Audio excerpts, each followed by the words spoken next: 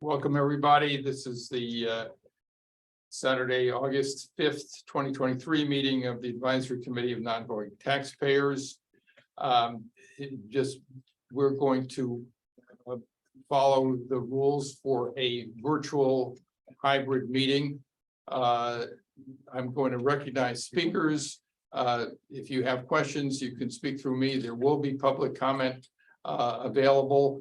If you are online and have anything in that room that you don't want to be seen by the public, turn off your camera or relocate, whatever that is.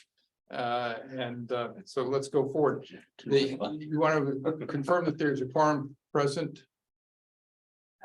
So if the members would each state their name for the record, and we'll go forward from there. How do you do it, sir? Donna Martino. Peter Kahn. Gene Briskman, Steve Pearlman, Don Green, Peter Halley. Bill Gardner, Scott Olm. Gary Miller. Lynn Phillipsky. Kathy Barrett. Okay, we have a quorum. May I have a motion to approve today's agenda? So moved. second. All those in favor, just anybody opposed? Okay, good. Motion to approve the minutes of the meeting of Saturday, July 22nd. Make the motion. Move, Gene, any second? Second. Okay, Gary, all those in favor? Anybody opposed? Wow, that's outstanding. So Mike Burns, are you ready?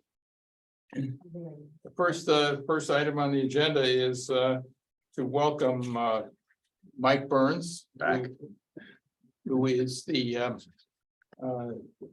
transportation planner director, who is going to inform us of what the long range transportation plan is. We're in, as that says, the public review phase, and so this is a very, very timely visit by Mike Burns. Just want to say welcome back, Mike. You were last with us probably 4 years ago. Correct. And we were all very, very sorry when you departed the island, and we're kind of very, very happy that you're back. We feel like we're in good hands again. So I appreciate that.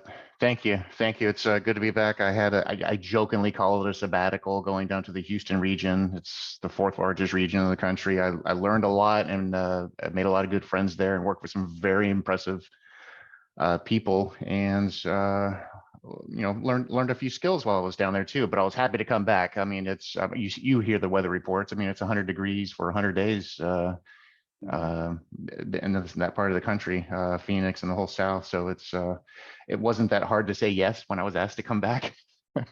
Half my family is in the Cape. The other half is down in Texas. So I'm glad to be able to go to both parts of the country, and definitely happy to be up here in the summertime. But I also want to thank you for having me. Like you said, this is very timely. This is Committee of Non-Voting Taxpayers. I assume a lot of you live in other parts of the country. Wherever you live, you have a metropolitan planning organization, MPO, or at the very least, if you live in a rural area, a regional planning association. For Nantucket, that's the Nantucket Planning and Economic Development Commission. That's the regional form of government that it takes in federal, essentially gas tax dollars or other federal funds. And that's the body politic that distributes those transportation funds within the region. I did this for the Houston Galveston Area Council while I was down there. And then this is the role of the Nantucket Planning and Economic Development Commission. I'm sure a lot of you may be familiar with your regional governments where you live as well.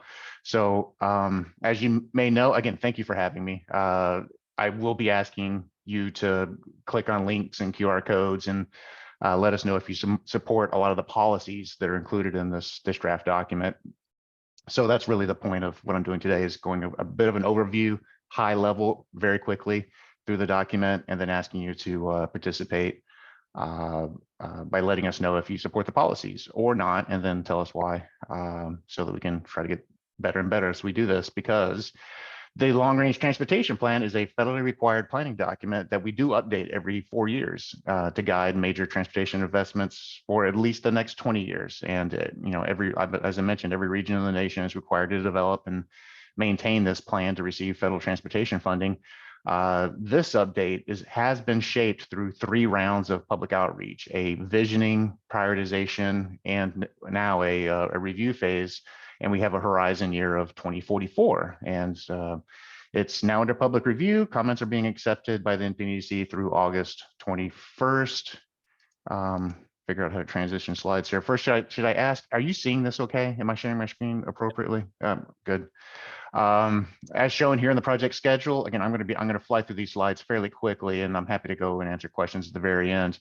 But on August 21st, the NPDC will close a public review phase and finalize the RTP after 4 months and 3 phases of outreach. The development process began in April, essentially when I was hired and brought back on. We had to start this process and started with a visioning outreach and surveying phase, which ended in late July. The prioritization phase included or continued through the month of July with additional public surveying and the NPDC finalizing their vision and goals and priorities, which is now under public review and ongoing for the month of August. And I'll note that we did receive a lot of feedback through the town's new public engagement platform that's called Zen City. That's kind of the point of this gray arrow through here. We did try to do a lot of public participation and outreach online. And the site was used to collect responses to public surveys, share recorded presentations that we had at each of the meetings over those the previous 4 months, and share the steps in the process. And now we're using it to collect input on the draft report and the array of appendices. There's lots of appendix documents that we reference in the plan. To participate, simply scroll down to the bottom of the page, review the important documents section where you can click on the report and the appendices, and then scroll down to the bottom option of the page where you can leave your comments by August 21st. And there is a QR code on there. I don't know if anybody has their phone out and scanning that, but you can do that, or just go to the nantucket-ma.gov/LRTP to go to that website. I'm going to briefly go over very quickly, some population and land use trends. The year-round population grew about 40% from 2010 to 2020. The UMass Donahue Institute partnered with the Boston region and Mass DOT to project populations through the life of this plan. And they're using a 10% growth rate for each decade through 2050, which would add about 5,000 additional year-round residents over the next 30 years. The good news is the population is concentrated in the middle of the island along, say, Bartlett Road, Fairgrounds, and the Old South roads. The higher volume roadways obviously kind of correlate with that, and or include Milestone Road, Old South Road, and Sparks Avenue. Land use policy is shaped by a town and country pattern of design, which again focuses the intensity of uses and infrastructure investments within a town overlay, which includes downtown, mid-island, and the airport areas. Nantucket has done a great job of acquiring property for conservation. The trend is shown in this graph here. We're now over 61% of the island is tax exempt, meaning it's publicly owned during conservation use. And this is good for transportation, as it encourages certain densities that are needed to support active transportation environments for walking and biking, because things are within proximity, and that's good for folks in my profession. As I mentioned, the long-range plan has been shaped through public input through surveying, through both the visioning and prioritization phases. The visioning survey, again, was conducted in May and early June, and results were shared at the NPDC's June 26th meeting. The prioritization survey was out for a shorter period in late June and early July to gather additional input on planning tasks that would be used to implement the visioning goals. And thank you for those who are on this call who did participate. Who did we hear from? There were over 1,400 responses that we received. And that was, just to let you know, triple the participation that we got 4 years ago when we updated this plan. So Either the website worked or we did a very good job of marketing the outreach, or you all, the public, did a good job of participating this round. Most of the respondents answered most questions. The demographic split was half were year-round residents and half were visitors or seasonal residents. There were some demographic categories that are a little bit more representative than the island as a whole. So we probably need to improve participation from younger, lower income and rental groups in the future. I'll note that the increased participation was fueled by our use of social media, and some of the examples are there on the left, and reflects the participation that our communications staff has helped generate. Town administration now has a communications department, which was extremely helpful through this process. And because we were so successful, more transportation surveying will likely continue at some frequency going forward, either bi-monthly or quarterly. We don't really know yet, but we want this to better inform our planning process. So be on the lookout for those transportation surveys, and please participate and let your opinions be heard. So what did we hear? Most either drive alone, either the folks that responded to the survey, they either drive alone or they walk frequently. They like the island's paths, safe travel, and proximity to things, like I mentioned earlier. So mission accomplished with that town and country pattern design. People, it's working. People like the way that things are kind of close by. There are concerns, as you can see there in red, there on the right side at the bottom, congestion, quality of pavement, and just issues getting traveling between the mainlands were the top three concerns.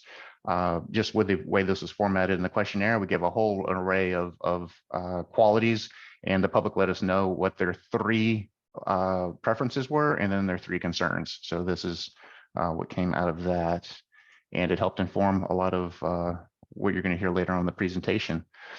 And we did hear that there was overwhelming support for a lot of the policies that were proposed, complete streets, our safety action plan that we'll be working on, and some of you may have heard in the past, a vehicle limitation strategy. These were all supported by respondents, and they told us that they wanted more affordable or free bus service, as well as affordable or free travel between the mainlands, especially for vehicle transport. With respect to the vehicle limitation issue, we provided, again, a variety of strategies for limiting vehicles, and respondents could pick three of those that they liked. And they told us that vehicle space on the vehicle ferry should be prioritized for local residents. To them, that's what that meant. So limiting vehicles through permits was also been discussed in the past, and we heard that that's still a preferred method of controlling congestion and reliability in the number of vehicles that are on the island. And we also heard that closing some streets to vehicle traffic altogether to create a pedestrian-only environment was preferred. So we also heard the respondents want more space for walking and biking and using public transportation. So we'll keep working on that and prioritizing those type of projects. We also heard roundabouts and turning lanes were preferred to create additional capacity at intersections. To be sensitive to the islands, respondents told us to evaluate impacts to the natural and cultural environment. So we'll keep doing that as part of the required permitting process.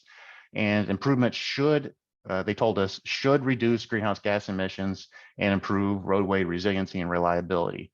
And GHGs, or greenhouse gas emissions, are evaluated for projects that we program for federal and state funding. The Mass DOT requires that. So we'll keep doing that and try to expand that to all of the projects that we have on our long range project list. Right now, we just have the ones we're about to implement that are evaluated for emissions, but we'll try to expand that. And respondents did tell us that they did not support, which was surprising, dedicated bus lanes. They didn't support dedicated bus lanes, signalized intersections, or additional travel lanes. Roundabouts and turning lanes were fine, but not additional travel lanes or signals. Next, I'm going to go over some of the vision, goals, and priorities that we gleaned from the outreach through the surveying process, and we built on a lot of the previous plans that we had developed in the past to do this. And the vision statement that was approved is there at the top, and the goals to realize that vision, which align almost. It was a lot of effort to make the goals align with that vision statement. So there are 5 goals are shown there. And I'm going to review each of the priorities that align with the goals on subsequent slides. So let me start that now. I'll just say that the vision statement is the aspiration is to have a safe, reliable, and accessible and affordable transportation system with vehicle limitations that is sensitive to the islands. And the mechanism, there are those five mechanisms to do that. The first is accessibility. So again, this means utilizing the town's complete streets policy to safely accommodate all users and abilities and improve and expand multimodal facilities, as well as to improve access to parking downtown, implement a paid parking system to encourage parking turnover in the downtown area. And these all align with the town's strategic plan. They like to see multimodal connections from the mid-island to downtown and the parking management system. So this is aligned with that. As far as sensitivity to the islands, this focuses on environmental impacts, climate change, and resiliency improvements. Through coordination through the airport, we're actually going to remove that noise contour. That's actually been accomplished. So this long requested assurances that there's compatible land uses around the airport, we're going to take that out actually, because I think we've accomplished that. And again, greenhouse gas emissions were mentioned at the Hello? earlier in this presentation, and we're going to try to track that islands. Affordability is a concern we heard again relative to travel between the mainlands. We can also invest in facilities and operations that reduce reliability on the automobile, and that can have a positive influence on household budgets. Free fare transit has been discussed, and I'm told is likely going to continue. It's in some stages in the future, just to encourage or incentivize ridership on transportation, the NRTA. And improving connections to a free out-of-town parking lot should help with costs. And we do have a federal requirement of regional economic competitiveness. There's also related to this goal and could include the cost of transport of goods on and off the island. So we do have some freight recommendations that go along with encouraging affordability. And safety is also in this visioning statements, and the safety goals will be better refined when we develop our safety action plan this next year. The community received a federal grant. You might have heard this program called Safe Streets and Roads for All. The rural regions in Massachusetts, Nantucket, Martha's Vineyard, and Franklin County are working together on a safety action plan for the rural regions. And so we're going to be incorporating a safe system approach into our planning practices and using better methods for evaluating projects for safety improvement as part of project development and prioritization. More to come on this one. Reliability relates to system operations. This is a required performance measure for roads and freight movement. Here, the goal is expanded to include travel between the mainland. Vehicle limitation strategies are also included here. And we can discuss that later on in the presentation as well. But that's to do with reliability. And just to go over the sections of the presentation, just for some of the capital projects. Again, I'm trying to move kind of fast here. For this long-range transportation plan, there's about $1 million available annually, or about $19 million over the 20-year life of this plan. That's currently shown being split amongst intersections, complete streets projects, or just roadway projects that accommodate everyone, vehicles, freight, pedestrians, and bicyclists, as well as specific bicycle and pedestrian projects. So we like to split the funding evenly between those three categories. That aligns with our vision statement and our goals. And as was done in the last planning cycle, the recommendation is to continue with that. Our projects require much more funding than what's shown in this table. So just to let you know that there has been a lot of discretionary funding that we request through grants to supplement this anticipated funding here. And there's been a lot of generous appropriations from the local community through town meeting to fund projects like the Tom Nevers path that's ongoing, and other projects that were funded locally, including the Hummock Pond Road bike path that was funded locally. So we do This is just showing the federal funds that we receive, and we do supplement that a lot through grants that we receive at the state and through local funding. And for the transit program, I'm not going to spend a lot of time on this because this is an area that needs a lot of work over the next couple of few years. The transit program, the long range funding has generally not been provided for us. We only really know what the future 4 or 5 years have in store for funding. And we are using numbers here that are shown in our local tip or our 4-year program to demonstrate anticipated funding. Outside of that, we don't really have a lot of guidance on how to anticipate federal transit funding being available for our transit operations. So we need that is something we've identified to get better at in the future, is knowing what our funding sources are for the next 20 years for transit operations, because that's so important to solving the congestion problem that we have on the island. And again,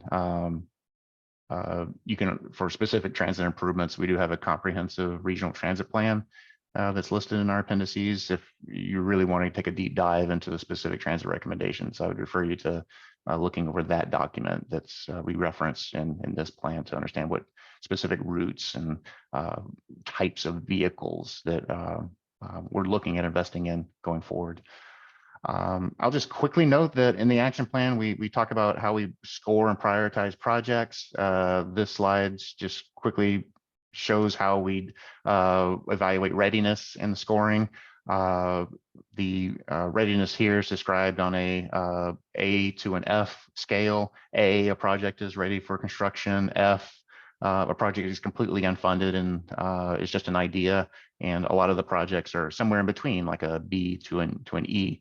And for our scoring, that's based on 4 factors. We look at the condition of an area, quality of the pavement, things like this. Mobility, how much we're improving accessibility to the things and providing accommodations to different users.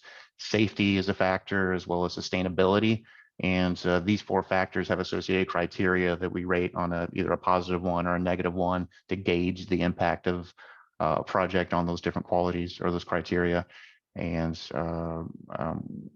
you know, this is something that's ongoing, that changes as a project evolves. The impacts may be changed or reduced, and we try to adjust the scoring to improve the priority of that project.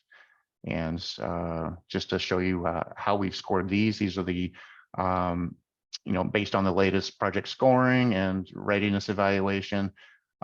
This is our priority list of roadway projects. And please note that what's highlighted in red are actively in development.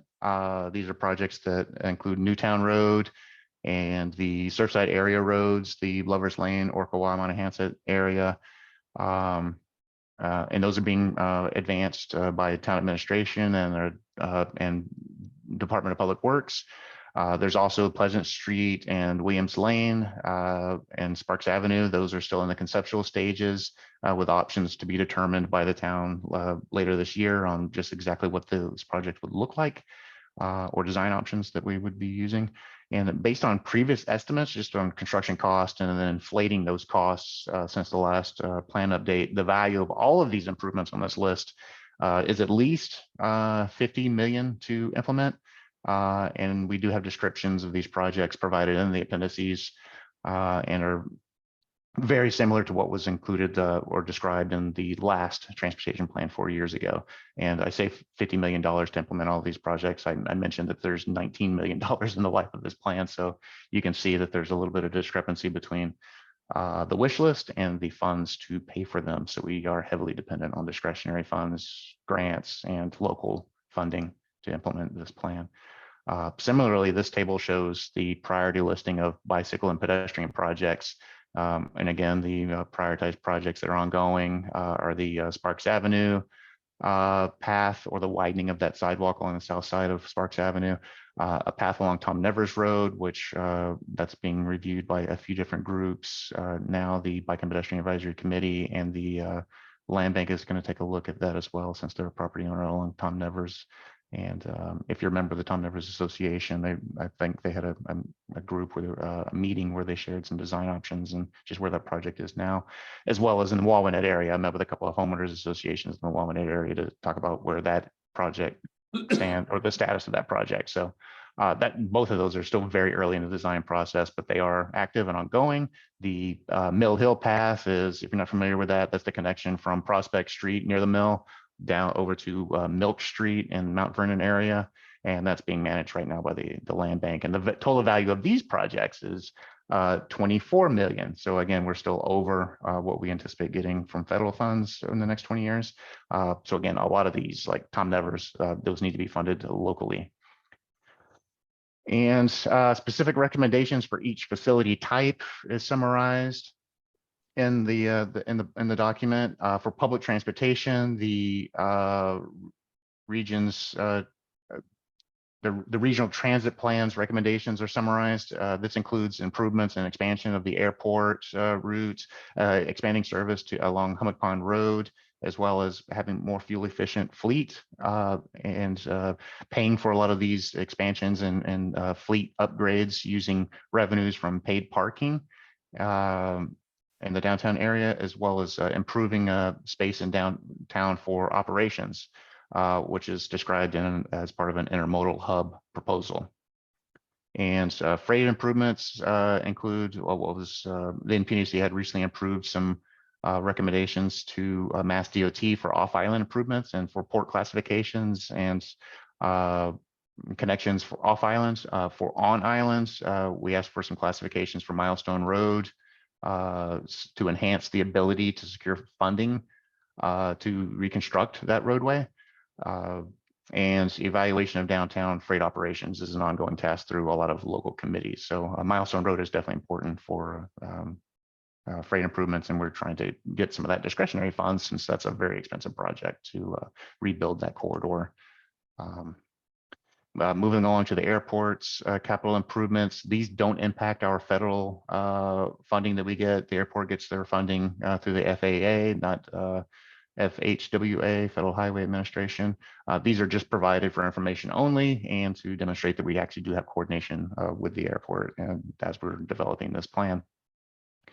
And for the ferry operations, here are the ferry operational improvements. And those include what was recommended in the town's coastal resiliency plan. There were also operational benefits in the vicinity of Strait Wharf as part of the Harbor Place Intermodal Center. So those are all summarized here for the improvement of ferry operations. And just to quickly note, the coastal resiliency plan did recommend elevating the Nantucket terminal and some of the roads that feed into the Nantucket terminal to combat or address anticipated sea level rise in the future. So that's what we're including as a recommendation here. Moving along to parking recommendations. Again, I noted this earlier, parking management strategies are recommended in the local plan, the local strategic plan by the select board. We did have coordination with the Civic League a few years ago on exactly what paid parking would look like and what that regulation system might be, which is to keep the existing regulations in place with some opportunity to buy a limited amount of time. There is a Harbor Place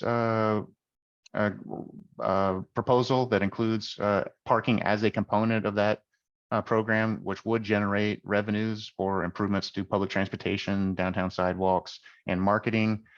That's all possible because a few years ago, the town did approve a parking management district by, this Massachusetts by state law provides that to communities that parking revenues that are generated within those districts can be used or must be used for improvements to things that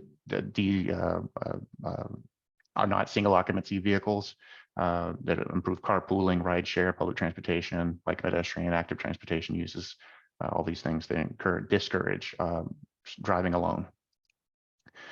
And lastly, we do have a section that describes emerging technologies for our region. This is specific to electric vehicles. This includes the NRTA fleet, as I noted, and accommodating demands from the private sector. Mass DOT has developed an electric vehicle infrastructure plan that prioritizes improvements along highways off island right now. And as those needs are addressed, we will need to include local needs that haven't been addressed with state and local funding. So that's something we'll get better at. And there's something we're going to add to the final plan, a bullet here for electric electric vertical takeoff and landing vehicles. These are these like drone taxis that you might have, it sounds a little science fiction-y, but it's something we'd included in the Houston's regional transportation plan. Just trying to get ourselves prepared for a future technology if that actually comes to fruition. These what are called EV tolls, electric vertical takeoff and landing vehicles for, again, this is more like a Uber taxi or some kind of other drone based type of vehicle that, again, for a couple of passengers that, again, this is a technology that may or may not exist, but we'd like to have some kind of discussion in our plan in case that happens. And that would be centered at the airport for to supplement regional air service. Again, if that technology actually emerges. And just to wrap up, looks like I'm right at about a half an hour here on the presentation. So the next opportunity to or the next meeting of the NPDC is August 21st, and that's to close the public comment period and to take action on approving the long-range transportation plan. And so we ask you to, again, log on to the town's Zen City public outreach platform, scan the QR code, or just type in nantucket-ma.gov/LRTP and take a look at some of the recorded presentations. The last presentation, meeting number 4, might be the one you want to watch, but each one is only about a few 10-15 minutes long. And take a look at the report and the appendices and let us know what you think by August 21st. And I'll stop there and ask if there are any questions about the presentations, and I'm happy to go back to any of the previous slides and talk about any of those to clarify any points that the members would like clarified. But thank you for having me. Yeah, thank you very much. There are questions around. I will say that excellent presentation. It answered so many of my questions, so that I will only have one or two. And it's sort of funny that you anticipated something that I never thought of, that we're talking about transportation that is not well grounded. The possibility of I guess you're going into space or something. Well, we don't have a spaceport in this plan. We do have a spaceport in the Houston, Galveston area plan. I say that jokingly, but that's a real thing. It's an economic generator for that area. It's the space city, and that's where NASA is. And suborbital tourism is a real thing that's going to be happening, I guess, in the next decade or so. So we did include that as a transportation element in that region's plan to maybe play off the space city theme. But it's real, and I don't think we're going to do one for Nantucket, suborbital tourism, but it's something that some regions do. Yeah, no, I think it's emblematic of what you're doing. Mhm. That you have this 360-degree view, and you're going well beyond what I thought a local transportation plan would be considering in 2023. And I'm so happy to see it, because whenever I see something that goes beyond what I'm thinking about, I learn something, and I appreciate that. No, thank you. So here's my question, which is on page 10 of the draft plan under vision, goals, priorities, and performance measures, which I think is very important, obvious introduction to what you're doing. And based on what you said today, and based on the survey, I don't understand the last sentence, the last part of the last sentence on that. And I'll just the point being that it says solutions to traffic and parking problems that primarily accommodate automobile functions and aesthetics, such as traffic signals and turning lanes, should not be applied to Nantucket.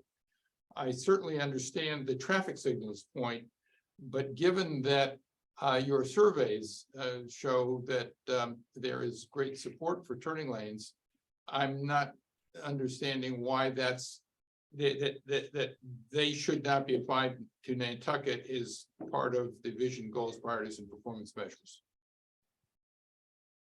And we do have in the town bylaws a restriction on those outside of the town overlay district. So that's how we govern them. There is a restriction on turning lanes in the local laws. you're right to pick out that and the narrative here, and we should probably make an edit with that, because instead of saying turning lanes, it sounds like the community really doesn't like additional travel lanes. If Milestone Road was a 4-lane roadway, that would probably be an issue if we proposed that. That's not what the community wants.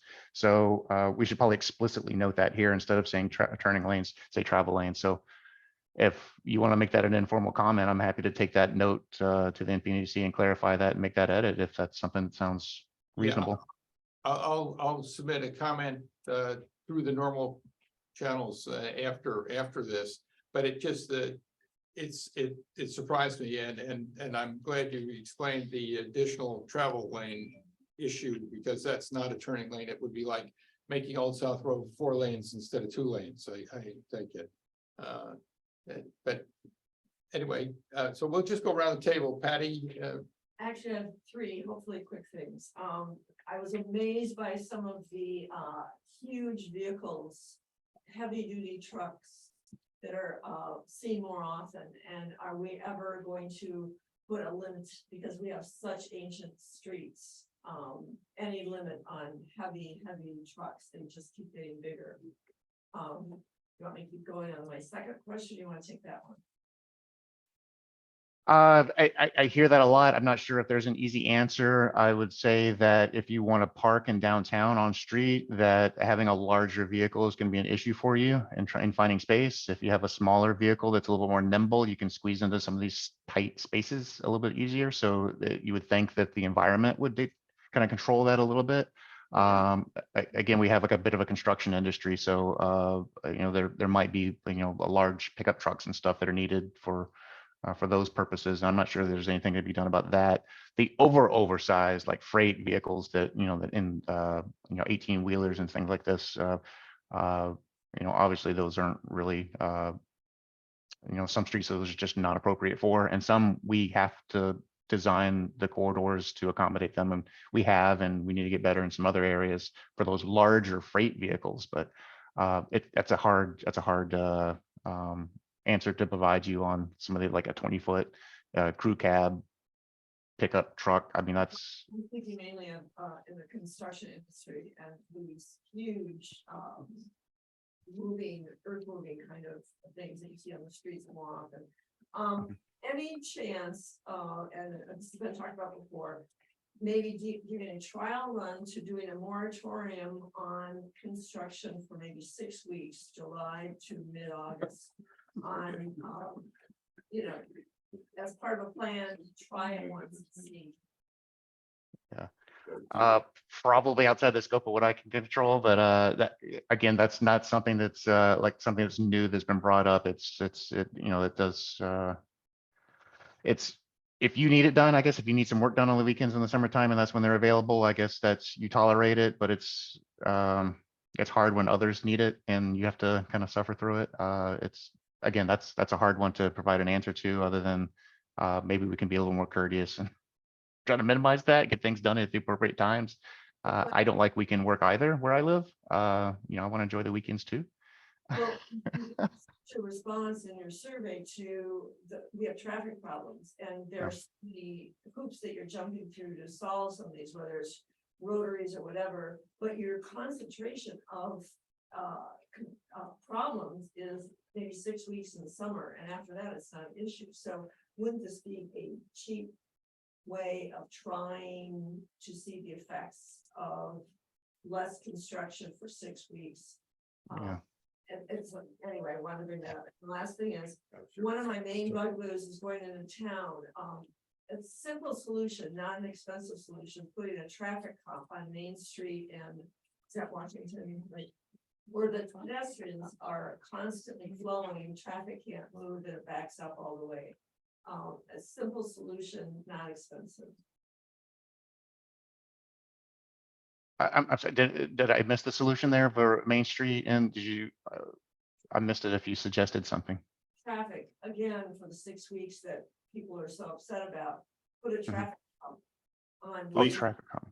and keep the pedestrians at bay so traffic can flow, especially right before ferries. Yeah, that's something I heard recently too. Maybe a detail, a police officer or somebody to control traffic. There's usually officers down by the steamship, not steamship, the Straight Wharf by the High Line to kind of regulate, pick up and drop off, so people don't stop in the middle of the roadway to let folks out of their cars. They'll just keep everything moving. That could probably be a bit better. Again, that's probably not an ideal place to let off 300 people at once, is Main Street in downtown.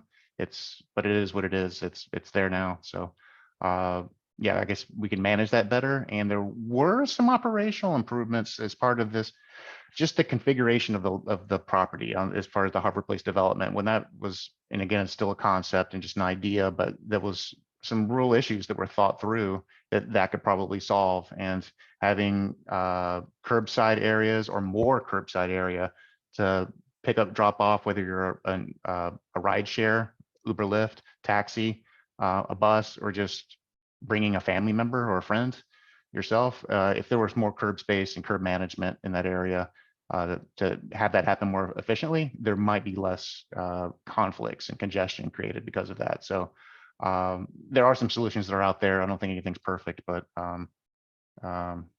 you're right. There's definitely some potential for solutions there.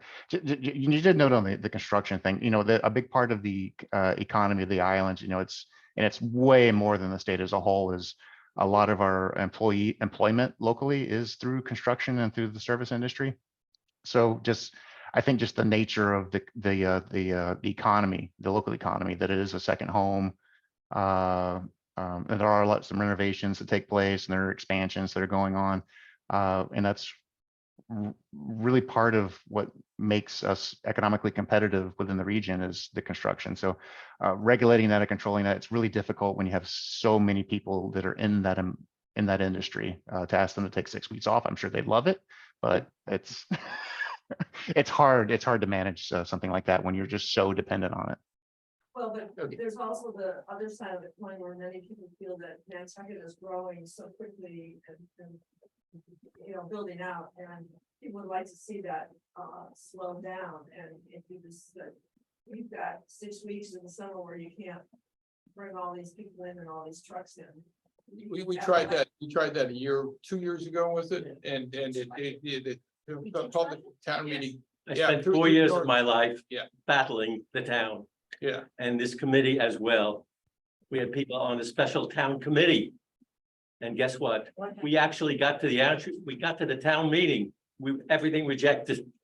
Yeah. We lost. Yeah. No one was interested. They said construction is too important to the island of Nantucket. And you guys who talk about the restrictions I talked about in Palm Beach County, they said, we have weather issues here, so we can only build a certain time of the year, which I think is baloney. But anyway, that was their excuse. They said, here we have a limited time to do all the heavy construction, and we're not going to stop during the high season.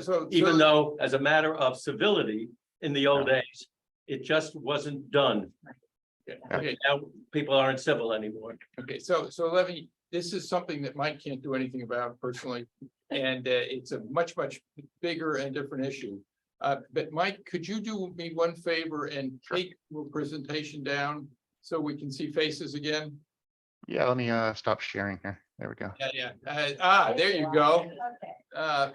Fantastic. Thank you. So Thank Donna, Yes, along with what Patty was saying, have there been discussions about building roads specifically around the island, away from town and so forth, just for those large construction vehicles? In other words, working with the construction industry, which is what it is, versus our tourist industry, which is actually as important, if not more important, than the construction industry.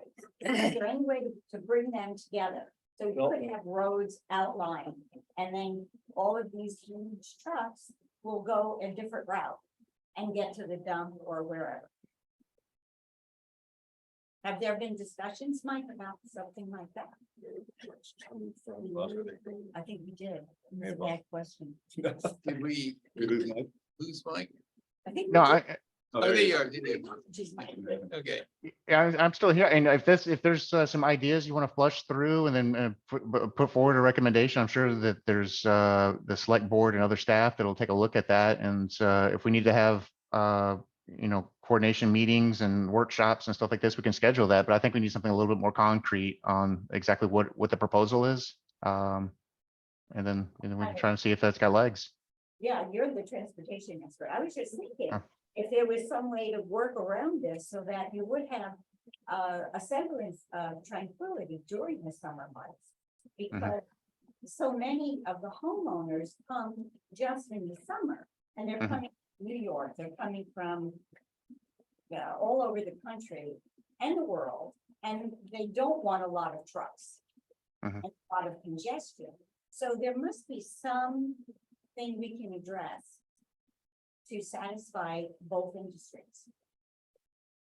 yeah, that's, I think, again, in the transportation plan is what primarily an infrastructure plan. Yes, And that is not either the infrastructure is built to handle all that or it's not.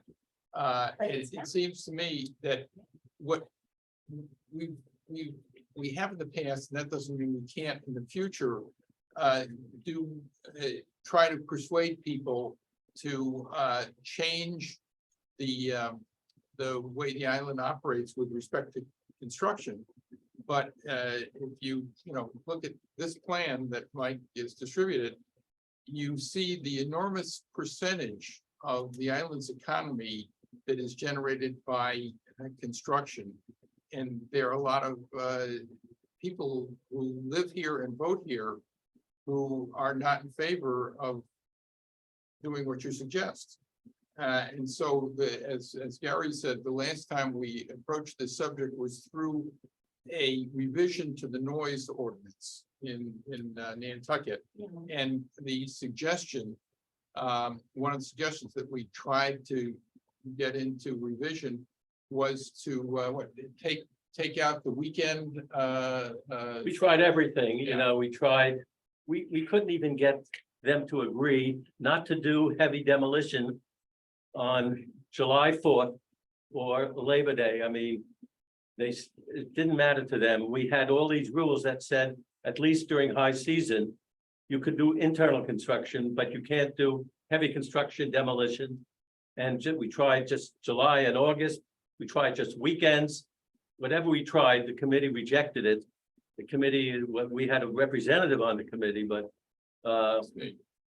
and when they finally went to town meeting, you know what they decided to do? They got rid of noise laws completely. There are no longer, let me explain this to you. They're not completely relevant. There are It's no just longer reduced. any noise laws in effect between 8 o'clock in the morning and 10 o'clock at night, period, including loud music. Only after 10 o'clock at night or before 8 in the morning, they actually changed the law of Nantucket to remove the restrictions on noise during the day that were in effect. Because the chief of police or the assistant chief said it's hard to enforce, if you recall. Anyway, let's keep going. We have other questions. Yeah, I do have a second question then. First, I want to thank you for your presentation, Mike.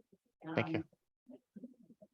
I wondered, in your presentation, there were two items: reduce the reliance on cars and regulate number of cars.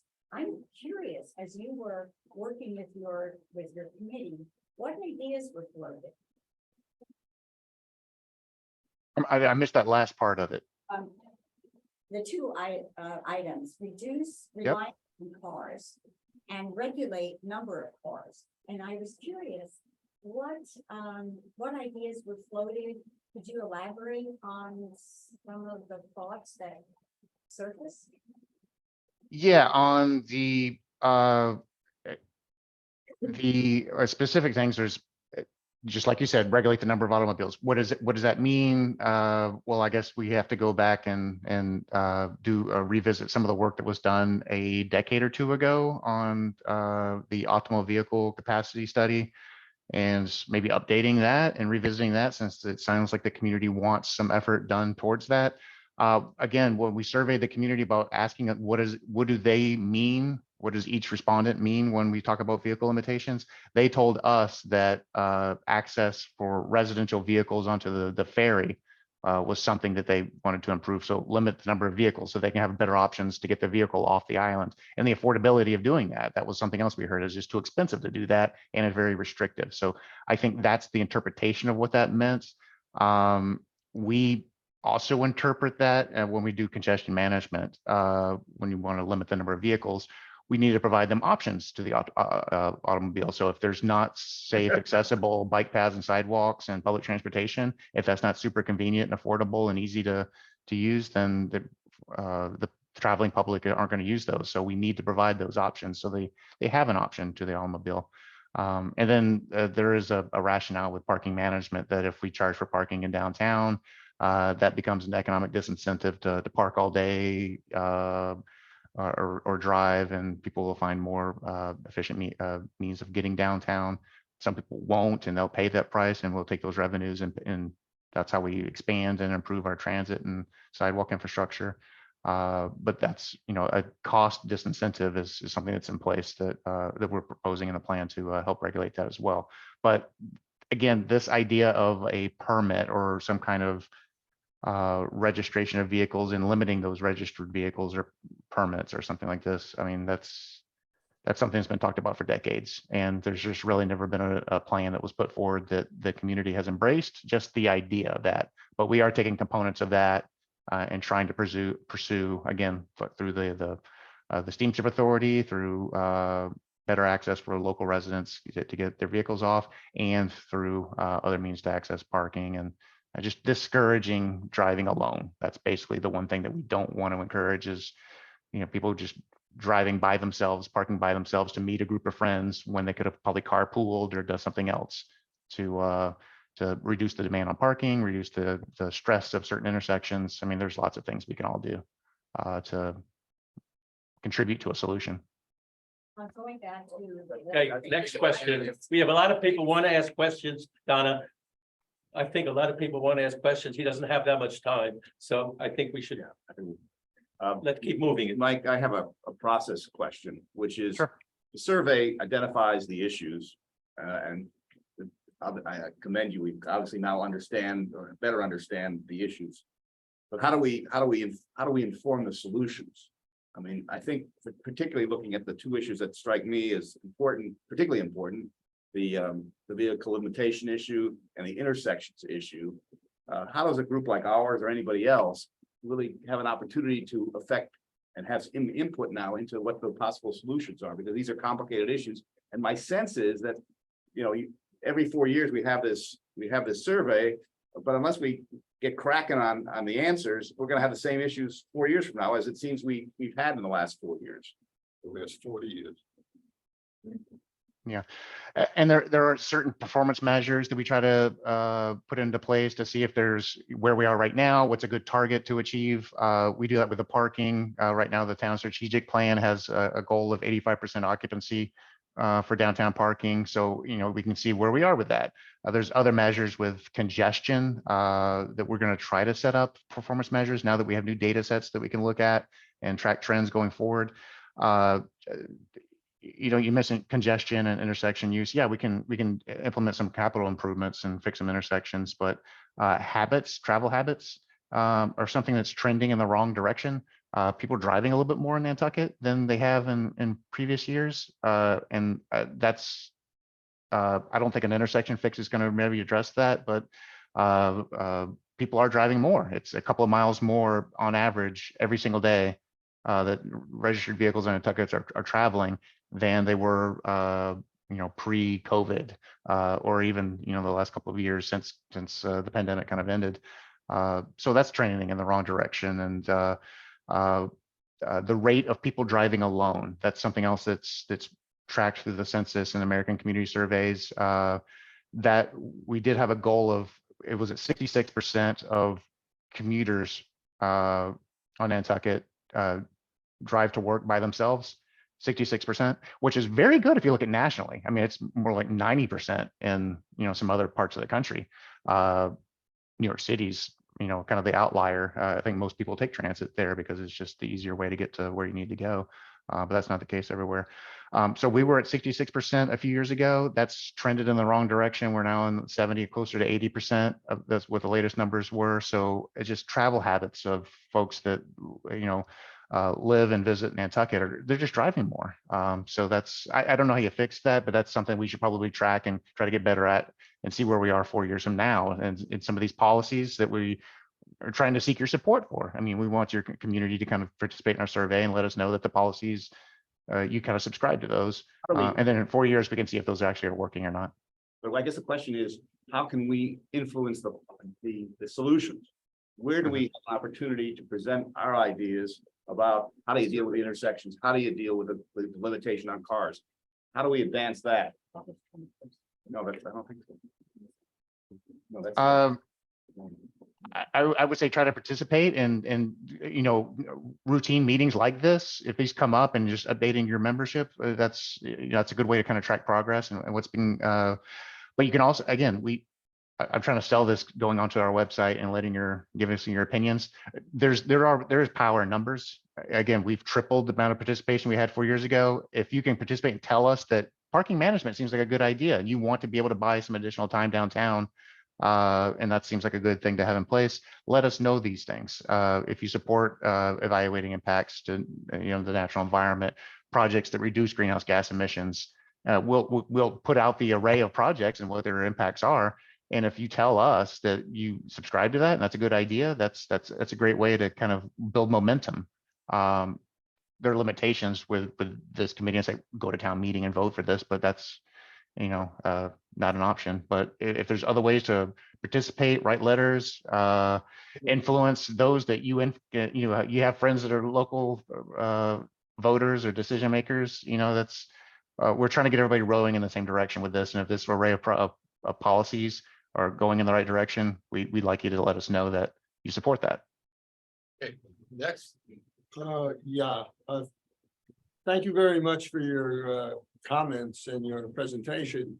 One of the initial charts that you put up suggested that the population, the year-round population is, I don't know, 15,000 or so. 15. I was at a luncheon earlier this week with Amy Lee, who's the president of the hospital, and their data based on all sorts of parameters. I'm not sure where they're getting their data from. They believe, or she said that they believe the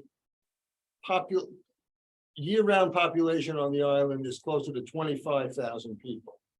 And it seems to me, if we're basing any kind of transportation strategy on incorrect population data, we're never going to get to a solution. So, you know, I don't know if your numbers are right. I don't know if her numbers are right. I tend to believe her numbers because they're monitoring lots of things that perhaps the town doesn't monitor. And I think that's something that needs to be looked into and come to some reasonable confidence on the numbers so that any kind of plan can be dealing with reality. Another point about that is there are more and more people driving electric bicycles, electric scooters, electric baby carriages. I don't know, everything's, and in some ways that's pretty good because it potentially reduces the number of cars, which tend to take up a lot more space. But how in your planning are you taking into account those kinds of vehicles, which I think will only keep increasing in number as the prices keep coming down? So those are just 2 points that I'd like to hear a little more about. Sure. On the population, somebody had a copy of the draft plan there. I think on page 13 there is a section for the average daily population of the islands and the just another set of numbers that are out there. The Nantucket data platform has updated their a few years ago, they did a presentation of what the affected population is, using 2018 and 2017 numbers, and they could take it by the hour what the population of the island was. And so I think at like 3 o'clock on whenever the Pops was playing, that was the hour that that was the most people that are on the island at any given point in the year. So there are different data sets. We base our funding on the year-round population that we get through the census. So it's basically however good the effort is through the census collection, and people who actually claim residency there on the islands. Use the federal- Those are numbers we have to use for that, and our funding is based on that, and the center line of roadways and the number of employees. Those are the numbers. That's why they're in the plan. Those are the numbers that we track, and that basically is what our funding is. Our target funding that we get by right is based on the operations of the transportation system. Again, you're right. Like we should know that there's 300 people that get off the High Line at 7:30 in the morning, and we have to manage that, and make sure that we have bus capacity and everything else can pick up those passengers and take them to where they're going. So that's a whole different problem for the operations. But just to let you know, both data sets are in the plan, and we do look at both of those. Regarding the e-bikes, I can tell you that I own an e-bike. I think it's a fantastic way to get around since I'm older now and I stopped training for the Olympics years ago. It's just easier. There's not a lot of effort to pedal with the assist that provides. That said, that there's maybe some people that are a little bit more aggressive driving those e-bikes, and there are the certain classes of e-bikes that will go faster than say 20 miles an hour. These I own a class 3 e-bike, and those can go up to 28 miles an hour. Right now, the Massachusetts has state laws to govern this, and right now it's all over the place. Different states are different. New York State does not have a restriction on class 3 bicycles. There are restrictions in Massachusetts on class 3 bicycles. There's an age limit that should be in place because Massachusetts considers them to be motorized vehicles. You should probably have a license and be 16 years old to ride them.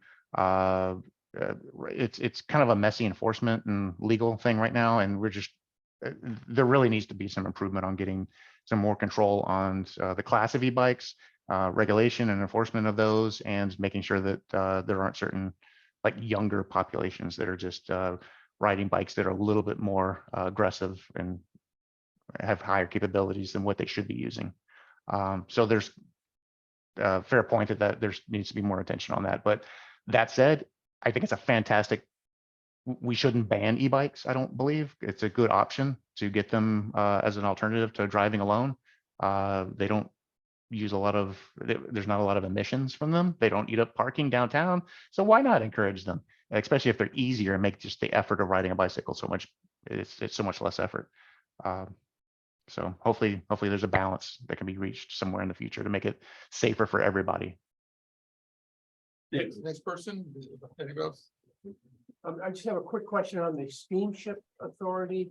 Do they have numbers that show changes that are impacting the number of trucks that are coming, the number of cars that are coming? I know they run freight boats when when there's no room, but any comment on that? Yeah, there's a bit of a 2-month lag in the reporting of those, but yeah, we do get ridership numbers specifically for trucks that are carried, and for passenger vehicles and for passengers. Is more specifically, what's your question about the truck traffic? If the increase in traffic and congestion we've been talking about is more trucks coming due to construction or due to other things? Oh, we do some traffic counts that look at axles, and we can do vehicle classifications based on the traffic counts. Honestly, I've set out some counters a few times this summer. I need to go back and look at that. Well, the data exists. I think we got to do a bit of a deeper dive to understand what the percentage is. It might be marginal, like a 1% change or something like this, but honestly, I got to take a deeper dive and look into that to see what the increase is. These reports are online by way of the Steam Authority. Whether they're absolutely current is another matter, but Yeah. maybe we should have somebody from the Steam Authority visit us later on in summer, which we've done before. Yeah. Yeah, I must say it's music to my ears to hear the emphasis on public transportation. It's been a long-term issue for me. I look downtown and when the hotels take their passengers back to the hotel, there are beautiful vans that are used, and I think have as many seats as the Wave does, which is a very uncomfortable mode of transportation. And it really comes down to, we're talking around the issue is too many cars during a certain time of the year. And that's what really needs to be dealt with. I don't think paid parking or anything like that is going to restrict people who want to come into town very much. There has to be positive incentive to take all the away. Mainly that means public transportation. Yeah, and if it was free, or reduced fare or something like this, it was just easier, and maybe the vehicle itself was more comfortable. You're right, there has to be some kind of carrot offered, not necessarily all sticks, and as part of the solution. So you're right, it always comes down to switching modes and getting people out of the cars and doing something else, either carpooling or taking public transportation or just walking if you're close enough. So Bill, My memory of your last presentation to us a few years ago, which was excellent like this one. My recollection is that we talked a good deal about the intersection at the high school and all the congestion that invariably comes with getting in and out of that intersection. And as I recall, you were greatly in favor of a roundabout there and thought that it would alleviate the traffic concerns, but there was substantial opposition in the town, maybe because of the tree or maybe because of, status quo is fine.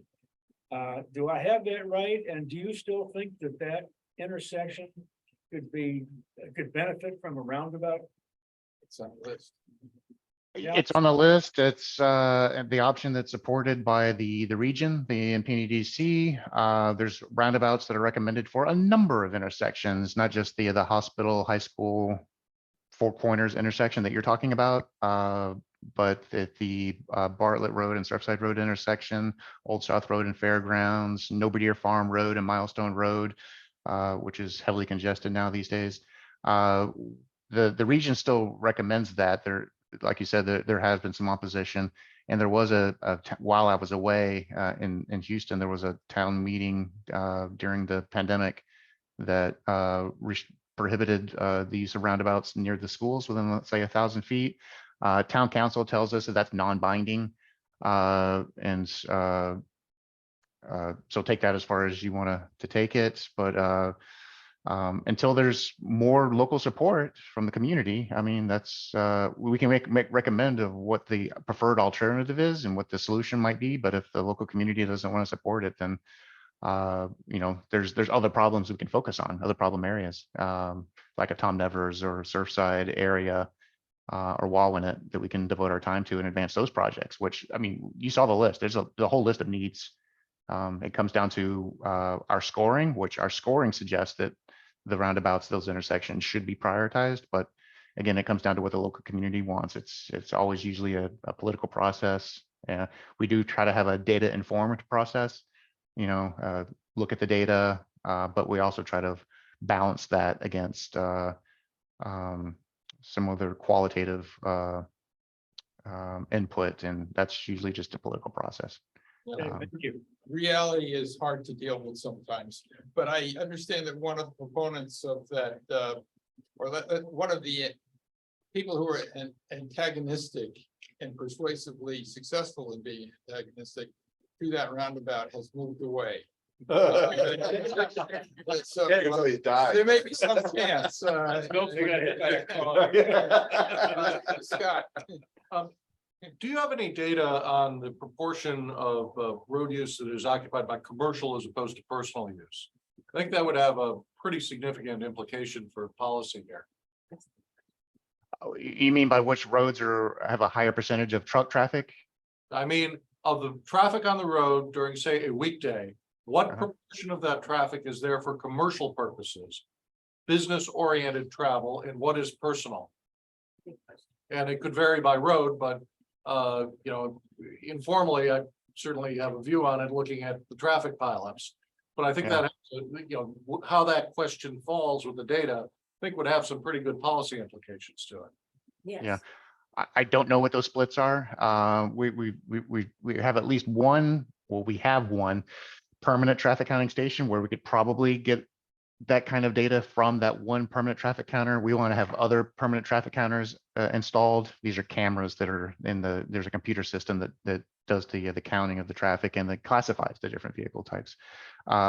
If we scatter those around more areas of the island, we could probably get a better understanding of that, but right now we just don't. I have to base that on axles and whatever I can get from the counters that I put out manually, and that's just a small sampling of at time throughout the year. So it's try to get better at it. I just don't have a good answer right now. Thank you. Eric? Okay, I have three subjects I'm gonna mention on. The first one is with respect to what Don was talking about, getting people to voluntarily change. The easiest answer, and there's no easy answer, by the way, is that we want to make that free. In other words, if transportation is free, the town is actually doing it this winter. They are providing free use of the bus system for several months during the winter. And as far as I'm concerned, you know, as a taxpayer for the town, I wouldn't mind if all of the bus was free. If that would possibly change. People don't change their habits very much. They like the convenience of their own car, but anyway, that's the answer on the carrot thing. Second question, the second issue I wanted to mention was that I'm surprised to hear that as part of the federal funding for transportation, roads, I keep thinking roads, there seems to be some implication for subsidies for the ferry. And so you can explain that to us when I finish with my third point. And the third point is I'm thrilled to see in this plan something that I'm sure I mentioned to you the last time you were here, which is the intermodal transportation facility at Harbor Place downtown. And Mike, you'll have to remind me if I sent you the presentation. I'm a trustee of the New York Botanical Gardens. We put up an intermodal transportation facility 12 years ago, and it's been a fabulous facility. It's provided parking for, you know, for the hospital, for the Botanical Gardens, for the college. It's provided parking for the rent-a-car agencies to keep those in one place. And it provides some millions of dollars of additional revenue for the New York Botanical Gardens. And the same result would happen here if we ever are able to implement that downtown.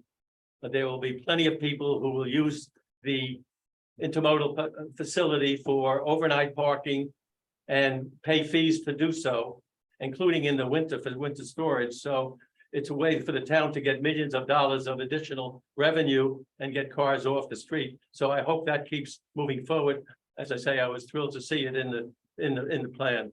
If I haven't sent you that presentation, I will be glad to send it to you. I have sent it to Libby, to Jason when he was a chairman of the select board and others, but let me know. Thank you. Yeah, that rings a bell. I will ask you to resend that because it sounds familiar. I don't remember it specifically, but that is a model that's being used. I mean, I hate to go back to my time that I spent in Houston, but that was, if you look at that plan, that recommends identifying more of those type of hubs around the perimeter of the city, because that's very suburban. We need people to drive to those hubs, do the mode switch within those facilities, the parking structures, get onto mass transit and go to where, if you're familiar with Houston, it's a very much a hub and spoke, go into the downtown area where about 20% of the entire jobs are concentrated for the entire region. 20% of them are right in the downtown area. and use that model. And you're right. I mean, we did do some performas on the of a parking component to the intermodal center. It would be a very much a revenue generator because there is demand for that. I think there's parking now on the old electric company property that, you know, that's demonstrative of the demand that exists for additional parking. It's about 600 valet parking operations a day, I think, in the downtown area. That's all day long. But you know, 600 of those transactions take place every day in the summertime. So there's demand there for that, and it's not just a parking component. I mean, it's a component for the buses to kind of use that area for ride share, to use curbside space for bicycle parking, maybe have that covered in a safer area. There's a whole program that goes along with that that we support. I will say that that's kind of been delayed. I don't think there's a lot of momentum right now for that right now. And I don't know what would get the momentum started again on that. But again, it's still a recommendation that's not a regional plan. I personally see high value in advancing that for the reasons we talked about. Whether that gets realized or not within the next 3 years, I don't know. 10 years probably, but the momentum needs to restart on it because I think it's just delayed right now, installed. Lynn, did you? I really appreciate the ideas of free bus transportation. That would make a huge difference, but I also would advocate for more routes that NERDA could provide, because I live in Sconset and the Pulpus Road transportation doesn't start until really beach season. And for year-round people who are coming off of Quidnet and Wawinnet, I think it would be extremely useful. So I would advocate for more of that and more extensions, probably Tom Nevers going all the way down to the end. There's a host of possibilities. But Mike, I wanted you to address one part of it where you have the section on safe speeds. Sconset, of course, in our area master plan advocated for a traffic safety study because we were looking for 20 miles per hour for many sections of the village. And with the increased congestion of construction at the south end of the village, with a huge amount of truck traffic, commercial traffic on Maury Lane, we are looking at potential accidents really on a daily basis. And so for us, when you did the share of the road issue and bikes are part of it, to make everybody safer, a 20 mile per hour that I see in other parts of the island would be helpful. And even when I come off the rotary, the main rotary to go to town, infrequently, of course, the bikes have a section and then they lose a section, and speed there is an issue as well. So I'm curious whether you could flesh out that idea of safe speeds more specifically.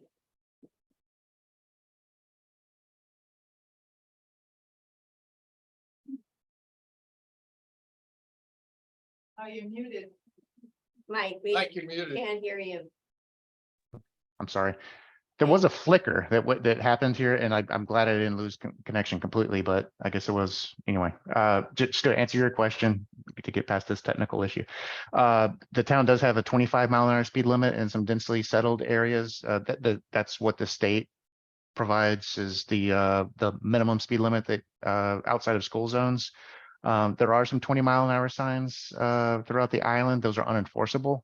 I'm not sure why those went up, but 20 miles an hour is the only enforceable speed, and that's only when, you know, schools are in session and they're letting out. Other areas of the island that the state give us some ability to reduce speeds from the 30 mile an hour minimum down to 25 miles an hour. So it's hard to get down all the way to 20 miles an hour under state law.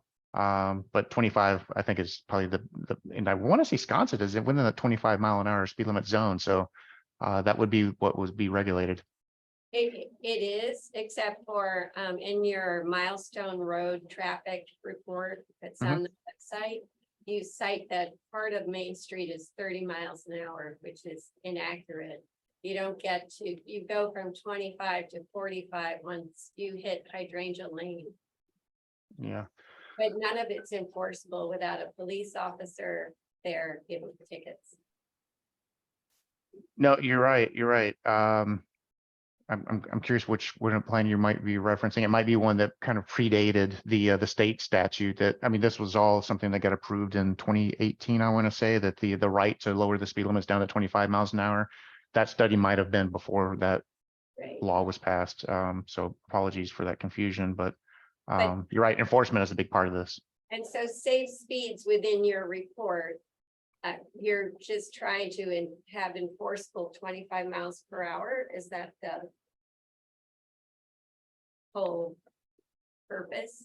It's Yeah, just really fleshed out in your report. Yeah, 25 miles an hour in these densely settled areas. If we want to have a pedestrian environment, the data shows us that, you know, if there happens to be a crash that involves a pedestrian at 25 miles an hour, there's probably going to be some injuries, but the likelihood that you'll survive that is much better than it was at 30 or greater. So that's the rationale behind the 25 miles an hour. And that's right. Like I said, that's just what the state law is right now. So that's the minimum speed limit that we can have. And so again, if that has to be enforced, or it just won't be folks which want to abide it. So Point is that there is no, the municipality, Nantucket or the county, as I understand what you're saying, Mike, does not have the authority to lower that speed limit further. Is that the point? Yes.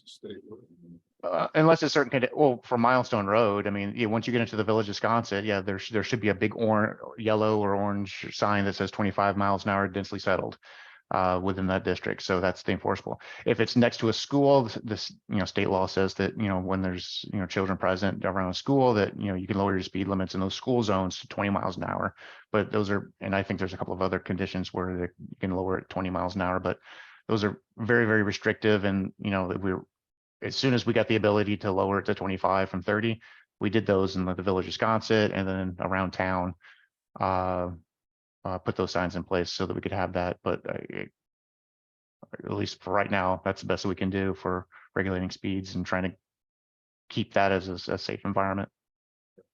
So anybody else on the committee, we have some members of the public. I don't know whether you had some questions. I did, Mr. Chairman. Yeah, go ahead. Thank you very much. My name is Michael Cody and I live at 30. Maybe why don't you just, I put you back here, but come on closer so that the microphone can hear you. Thank you. Yeah. My name is Michael Cody. I live at 30 Milk Street, and that's on the corner of Milk and Prospect. And I have two issues. One is a parking issue and the second is a safety issue. I live in an 1820 house. It's a historic house. Most of the houses on Milk Street are historic and were built before they had garages and parking places. In fact, a few of the houses still have hitching posts in front of them for horses. I'm wondering if we've ever considered, like they have in Beacon Hill, a parking permit for residents. My wife and I don't have a place to park our car, so every day we have to go out and fight with all the construction workers, all the landscapers and their double trucks and trailers to find a parking space for a house that we've had on Nantucket for 20 years and we pay taxes here. Why couldn't we just have, particularly residents in historic district, have a permit that says they get first slice at the parking? So that's my one point I'd like us to consider. The second one is, of the four houses on the intersection, two of them are non-rental houses. My house and the house across the street. The gentleman across the street is a full-time resident or a summer resident. Both houses across from us are rental properties. And just last week, there was two families renting one house. They had 4 cars between them. Why can't we limit the amount of cars that come with rental properties to 1 car per rental property? They tried that 20 years ago. Well, maybe it won't work, but this is an example of 2 families, 4 cars for 2 weeks. They took up every spot on Milk Street. My neighbor and I had to go park almost at the cemetery. So we could find a parking space. Now, the other issue is a safety issue, and I don't know if this is a transportation issue or a DPW issue. But when the Maya Comet bike path ends, it ends right on Milk Street, where you go onto a brick sidewalk And because of the elm trees, the sidewalk is like this. This morning when I was coming over here, a young girl, probably 14, was coming off there. A large dump truck came around the corner. She panicked, fell on the bricks and fell into my picket fence. Now, fortunately, she was okay. I think she was more embarrassed than hurt. But we need to do something about these sidewalks that are not safe to walk on, and particularly when you funnel people from a bike path onto a sidewalk to go down Milk Street, down Main Street. So I don't know if it's a DPW or a transportation issue, but I wish as part of our plan, we would put some money into fixing these damn sidewalks. That is all I have, Mr. Chairman. Thank you. Mike, I think there are a couple of questions you may be able to answer in there. And there are other things that we might be able to, focus on future ones. I think one of the ones I heard is parking permits for residents in the downtown area. And Those exist. I know those are good thoughts, But as long as allow you to park longer than 2 hours. Yes, we asked for the same thing in Yeah. Wisconsin, Same so problem. Pam could have a place to park. Yeah. And Historic house. But It's there in is the such area thing. master plan. So what is the issue? Wait, but you have to go move. There's a procedure, Yeah. You would it's a limit. painful the one that time you have to go through with the town. And you have to file papers with the town, your association has to say this is important to us, and Alternatively, it could Oh, be a that- ti- then it they could be a rejected time it? limit. What? It could be, alternatively, what they did in Washington DC when I worked there is it could be a time limit. Where if you don't have the permit, you can only park for an hour or Yeah. something, That's what they have. which would make people move out and then you could get to So your if you have house. the permit, you can could park stay forever. there, If you yeah. don't have the permit. you So have- maybe Well, we that's can what we flesh have. this out with We have those specific parking written questions that Mike. I'll be happy to. Yeah, to yeah, do that. good. Anybody else? You have anybody else? Mr. Chairman? Figured you'd be the bonus at the end. Yeah. Just really quickly, just a little anecdote. We live out in Tom Nevers, and Tom Nevers is, we don't go into town a lot because that's why we live out there. And so we do go in and we try to use the shuttle service, especially in the off season. And it's one of the things that happened a couple of times during the summer is because there's so much traffic, the shuttle can't do its route in its time period. So it does what's called a reset. Meaning you're standing there at the bus stop, you saw the bus go by you, it's supposed to turn around and come back, but since it's behind schedule, it skips a run. Okay, so you can't have that, all right? If you want people to get on these buses and use them, they have to be reliable, so you need to have, an extra bus or something that's ready to go. And you're not relying on that, especially with summer time. So that's the only feedback. So I almost missed my plane. And I was trying to, literally, I'm ready to like put my thumb out, Milestone Road to get out there. So anyway, I think that's. And people will stop actually offering you a ride. But anyway, and I think, coming, then you walk, I live about a little over half a mile walk from the bus stop to my house on the Tom Nevers Road, which is like nuts trying to walk on, but the speed limit is 40 miles an hour and nobody observes it. So it's a very dangerous place to walk, and you see people walking with children and strollers and stuff like that. Because, I think that the new bike path looks really good. It's gonna go through some of the conservation plan and be much better. So the other thought there is, and I didn't look to see if it's in there, obviously we don't want to have threaten our dark skies, we don't want to have a lot of lighting. But if there'll be some place when you're walking through this path, if it's at night, and there's some way that the foot area could be lit up, walking through there, it'd be a lot better than just having it completely dark. Yeah, so solar light that's just on for while you're walking there. So I don't know if that's part of they the should have to plan. do lighting. Those would be my. Solar wind silent. Thank you. So was there a question in that? Yes, can you put those things into two things? Make sure that we don't do a reset and you're standing there. Oh, yeah. And the lighting, some sort of lighting doesn't stay on, but help you at night. Some night lighting at the bus stops, right? That's. They already have that, but it's long. They do. There are no lights in town. Yeah. None, which is great. But it's. You can't see it. Yeah. It's great. So I guess That, right? So is it That's what within? phones are for. You want Yeah. dark skies? Okay, Get dark okay. skies. Now you want light. I'm Make no up your order. mind. Make up your mind. Okay, It was come down on. to 12 So questions, I think We're done. Mike, we have some people on the public. So in response to Kathy's question, I don't know whether it's within your purview, because the real issue is, I guess, NRTA buses that are off schedule bypass stops where people are waiting to get on, and it's, Mhm. you know, pretty upsetting. And it deters people from using the service, so. Is Yeah, that in your remit? And it's, I want to say this is in the transit component of having and just talking with the operator of the NRTA, there's some need, especially in these rural areas, the country areas of the islands, to have more flexible transit. They maybe deviate from main roads and go into some of the other neighborhoods on request. There's micro transit operations and flexible transit routes and things like this that can maybe better serve Tom Nevers. And those might be better options than having fixed route service going to Sconset. And those are things we've kind of batted around as ideas to just get better service to those areas.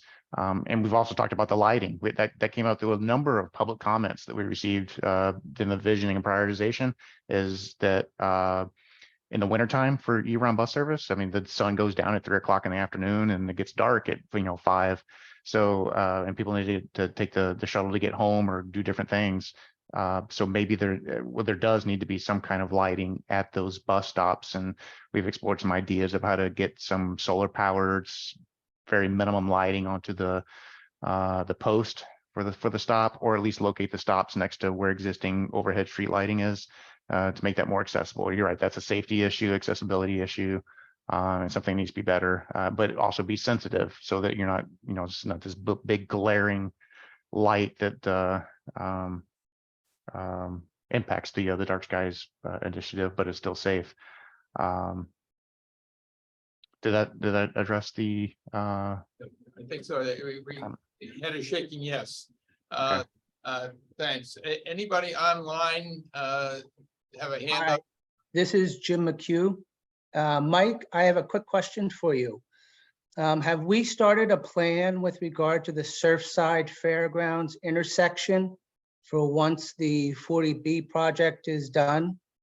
As of now, Surfside is already backed up from Fairgrounds to Boulevard. So when this project is completed, I have a feeling there's going to be a lot more traffic there. And if we recall, everybody knows Fairgrounds has the fire station. If they have to come out, make a left and go towards Surfside, I mean, that intersection's a mess now. So what is the plan going to be for when that project is complete? I want to say there was contributions to that intersection improvement to at least initiate the designing of a roundabout at that intersection. That's what we are recommending for that intersection, and that's what's in the plan. That needs to start at some point in the near future, but there wasn't a contribution towards the construction. Like the development wasn't required to build that intersection improvement. That's still a responsibility of the town. So, but there was a contribution to at least get it going, getting into the pipeline to implement at some point in the future. But you're right that's a busy intersection. We noted it for congestion and delay and safety issues. It's very much a multimodal intersection too. And we believe that a roundabout is the best solution, and relocating a bus stop from right now. The bus stop is on Fairgrounds Road, right at the stop sign, moving it around the corner to Surfside Road was part of that program of improvements to the intersection. But again, it's in the plan. There's a contribution from the private development, but that's probably something that's not going to be implemented next year. It's more of like a 3 to 5 or more year improvement. Great, thanks. Anybody else online? I know there are a couple other people online have a hand up. I don't see it. Okay, so then, Mike, I think I told you it's gonna be like a half an hour or 45 minutes. So that probably means you don't have to come back next year. Thank you very much. I know I learned a lot. One thing I've learned is I need to fill out the comments. Another thing I've learned is that you could probably get almost twice as much federal funding if people would actually fill out their census forms. And so I guess the next census is what, 8 years away or something like that. And it may be that as part of the transportation, we all need to devote more time and effort as to how to persuade the full-time residents on the island to actually register that they're here for census. Because it would mean a lot for the transportation funding and other kinds of funding on the island. Mhm. We have the burden, we ought to get the benefits as well. So I think with that, thank you very much, and we'll continue. Thank you. Really good. No, thanks for having me, and don't let the length of that, I took up 30 minutes just for my presentation. So I hope that you don't let that keep you from inviting me to a future meeting, because these are helpful for both of us, I think, is to one, understand what the residents, the summer residents issues, concerns, and opportunities are. Because we hear a lot of it from the local community and the year-round residents as well. And we do, again, we did lots of surveying this round.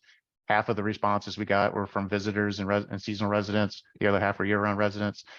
This is a good voice to get information from. So I appreciate the time and your feedback. And again, go to the website and let us know your comments, whether you support the policies in this plan or if you have suggestions for making things better. So thank you for the opportunity. It might also be good because of all of the survey information you have now. And when these issues come up at the annual meeting for funding, it might be good to have the support that was generated by the survey, announced or made obvious to the voters here. I know on those roundabouts, because we were, I think, but that was not the only roundabout. There was another one on Old South that we were very much in favor of. Both of them got voted down, and it was by a small group of people at the end of the town meeting. And we are where we are today because we don't have those roundabouts. So thank you very much. Thank you. Good. So the next item on the agenda, if I can find my agenda, the STR. And so Peter, why don't you bring us up to date? Okay. First of all, I want to Yeah. officially, on behalf of the Yeah. members of this committee, I want to officially thank both Peters for spending so many of their hours. They're going to tell you what happened at those meetings. I wasn't at most of those meetings, but I did review that. I did look at all of the tapes on YouTube, and they were agonizing. And Peter sat there, and it was worse than watching paint dry. But anyway, I'll let it be. But thank you guys Appreciate for it. spending your time doing good. You're here. All right. Well, let me say, there's not a lot to report as far as advances made. Gary's absolutely right. I mean, the fact of the matter is that it still sits with the select board. This was they had their second meeting this past Wednesday night. And they had their first meeting 2 weeks prior to that. And literally nothing was advanced. They are, Matt Fee and Malcolm McNabb are hung up on accessory use as a possible means to resolve this issue, which the group has, even though we oppose part of it, that we certainly agree that that's just not a viable solution, because as was pointed out by town council, accessory to what? And you've got to set a certain standard, and it's just very difficult to try to do that. It's much easier to say, okay, we're going to make STRs legal, but we're going to control them with a strong control. That said, they just, Matt was offered Matt Fee was offered the opportunity to sort of ask additional questions. He really wasn't quite ready. I don't know what's happening behind the scenes over the course of the next 2 weeks. Something has to, otherwise, my prediction is there's a lot of gumming, so to speak, and no words coming out. I think they're gonna just put the whole thing through Me too. to town meeting. We're gonna do our best to try to articulate our position with regard to Article 3. In advance of that, I don't think it's gonna be effective. So I think it's all gonna go to town meeting. And then between now, once that goes, then of course, there'll be plenty of time to try to educate the voters to the fact that Article 3 is going to be a surefire lawsuit if it passes, and an expensive one, and one that's totally unnecessary, because there's a means, as we've explained, that you can deal with this issue through Article 2. So a long way of saying nothing's happened. So you still have an opportunity when it goes through FinCom Yes, for them to say Article 3 is. sure. We recommend you don't vote for it, so don't give up. Okay, well, we're not giving up. We're not giving up. And he's still coming Monday to our Oh, he, civic association. this is meeting. who's that? Matt B. Oh, well, that's good. Any specific question you would like Sam and I to You know, ask? yeah, I focus Please on let us Article, know. focus on Article 3 with him. I mean, he has said, I mean, on the positive side, both Matt and Malcolm have said that they agree, or seemingly agree with our position that residents and non-residents should be treated alike. So I would hammer that and see what he has to say, and say to him, you know, you could solve this problem very easily by knocking out Article 3. You don't even have to deal with it, and focus and show them how Article 2, that paragraph N, will give people an opportunity to seek relief if they need it. And I would just add on, one of the things that confused me most in sitting and listening to what Matt was saying, he kept kind of going in circles, was he was so afraid of passing the zoning which made it legal, and along with all the regulations which have to be together.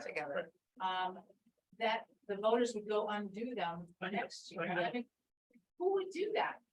Is there like, who is gonna pass these? Like, is Well, there a secret group that's Exactly. gonna sabotage it later?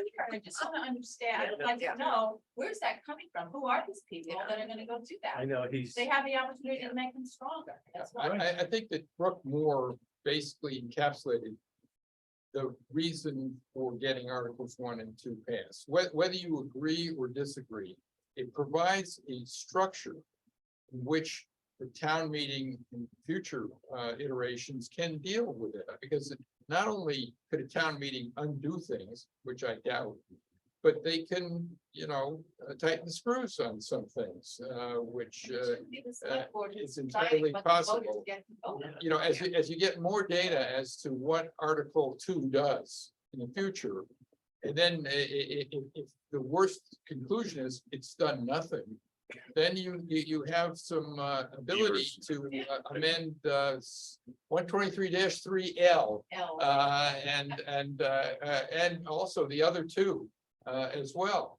And it's simpler, more sort of surgically stringent, and it seems to me an easier way to handle with the problem, which by the way has never been fully defined. That was one of the problems with the short-term rental group, is they never came out of what are we really trying to resolve here, and everybody had a different issue. That could be a good question for Matt. Also, Yeah. what are we really trying to resolve? Yeah. Yeah. So one other thought, just running through the process of what would happen if the select board doesn't pass it along, which I agree, I can't imagine that they wouldn't put it forward, because then there's a town meeting that'll take 20 minutes, because there's nothing on it. Oh, That's, yeah, This is a big whole thing. agenda item, Well, yeah. Yeah, but super article, they're just. and also resiliency districts. So there, but it's not gonna be a big deal. So I think, the scary part, for me anyway, is that if it were to not go, or if it would be substantially changed, or if it fails, then what you've got is the lawsuits, and what I do know, just to share with everybody, is that the judges decided that the two lawsuits that exist are being joined. People made that offer to the two parties, and they have put them together. So now you've got the town involved with two other defendants that they've got their cases together, and that will be decided as a unit. Both of them will be deciding one about the other, but the judge is not ruling now, put it on hold, waiting for the town to do something. He's not gonna rule and take that out of the town's hands, but if the town decides to do nothing, Then he will. then he's gonna do it. Sure. So then you have no control.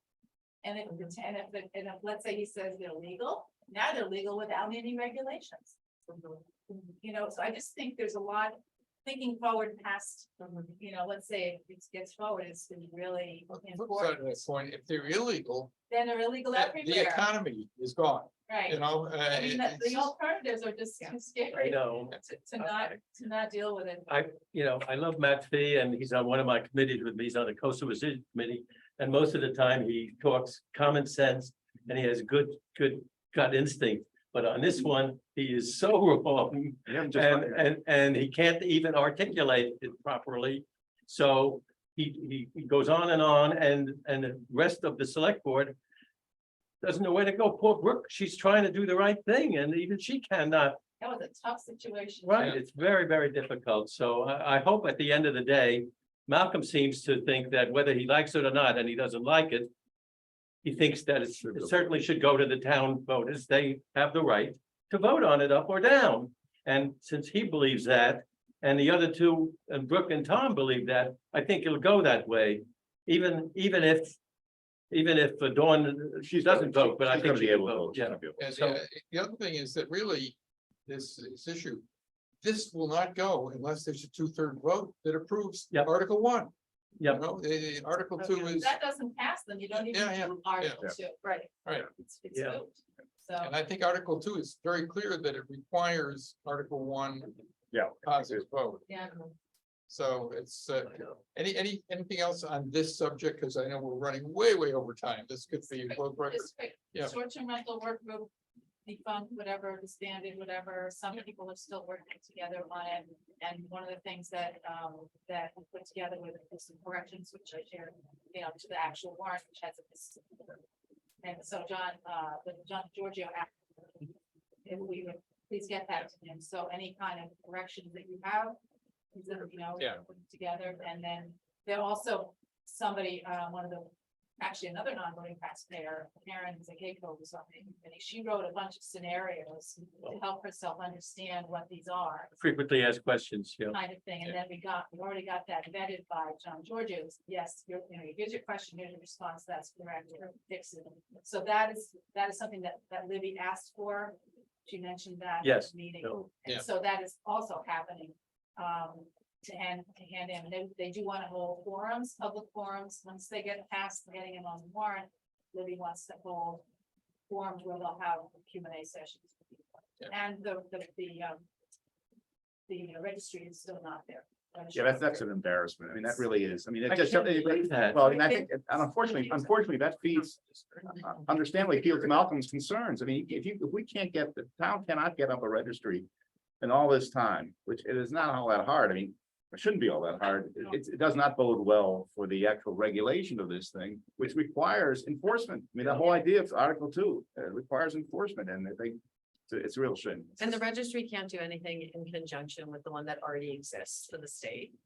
I mean, Well, they already have all the houses. yeah, but I registered, think they're they paying need, taxes. but I think to get the local, to get the But then you local get a funds, certificate. yeah, you need to get the local income. And I also wonder how many of the full-time residents on the island understand that if someday way in the future, they need to rent their house, they can't unless they register and pay Well, I a fee think that's gonna every be, year yeah, leading up to that's gonna be part of the Q and which A. is very, like, could be a burden to a lot of people. Well, that's something else. I must say, Matt, Matt's got some very good concerns. He just hasn't thought them all the way through.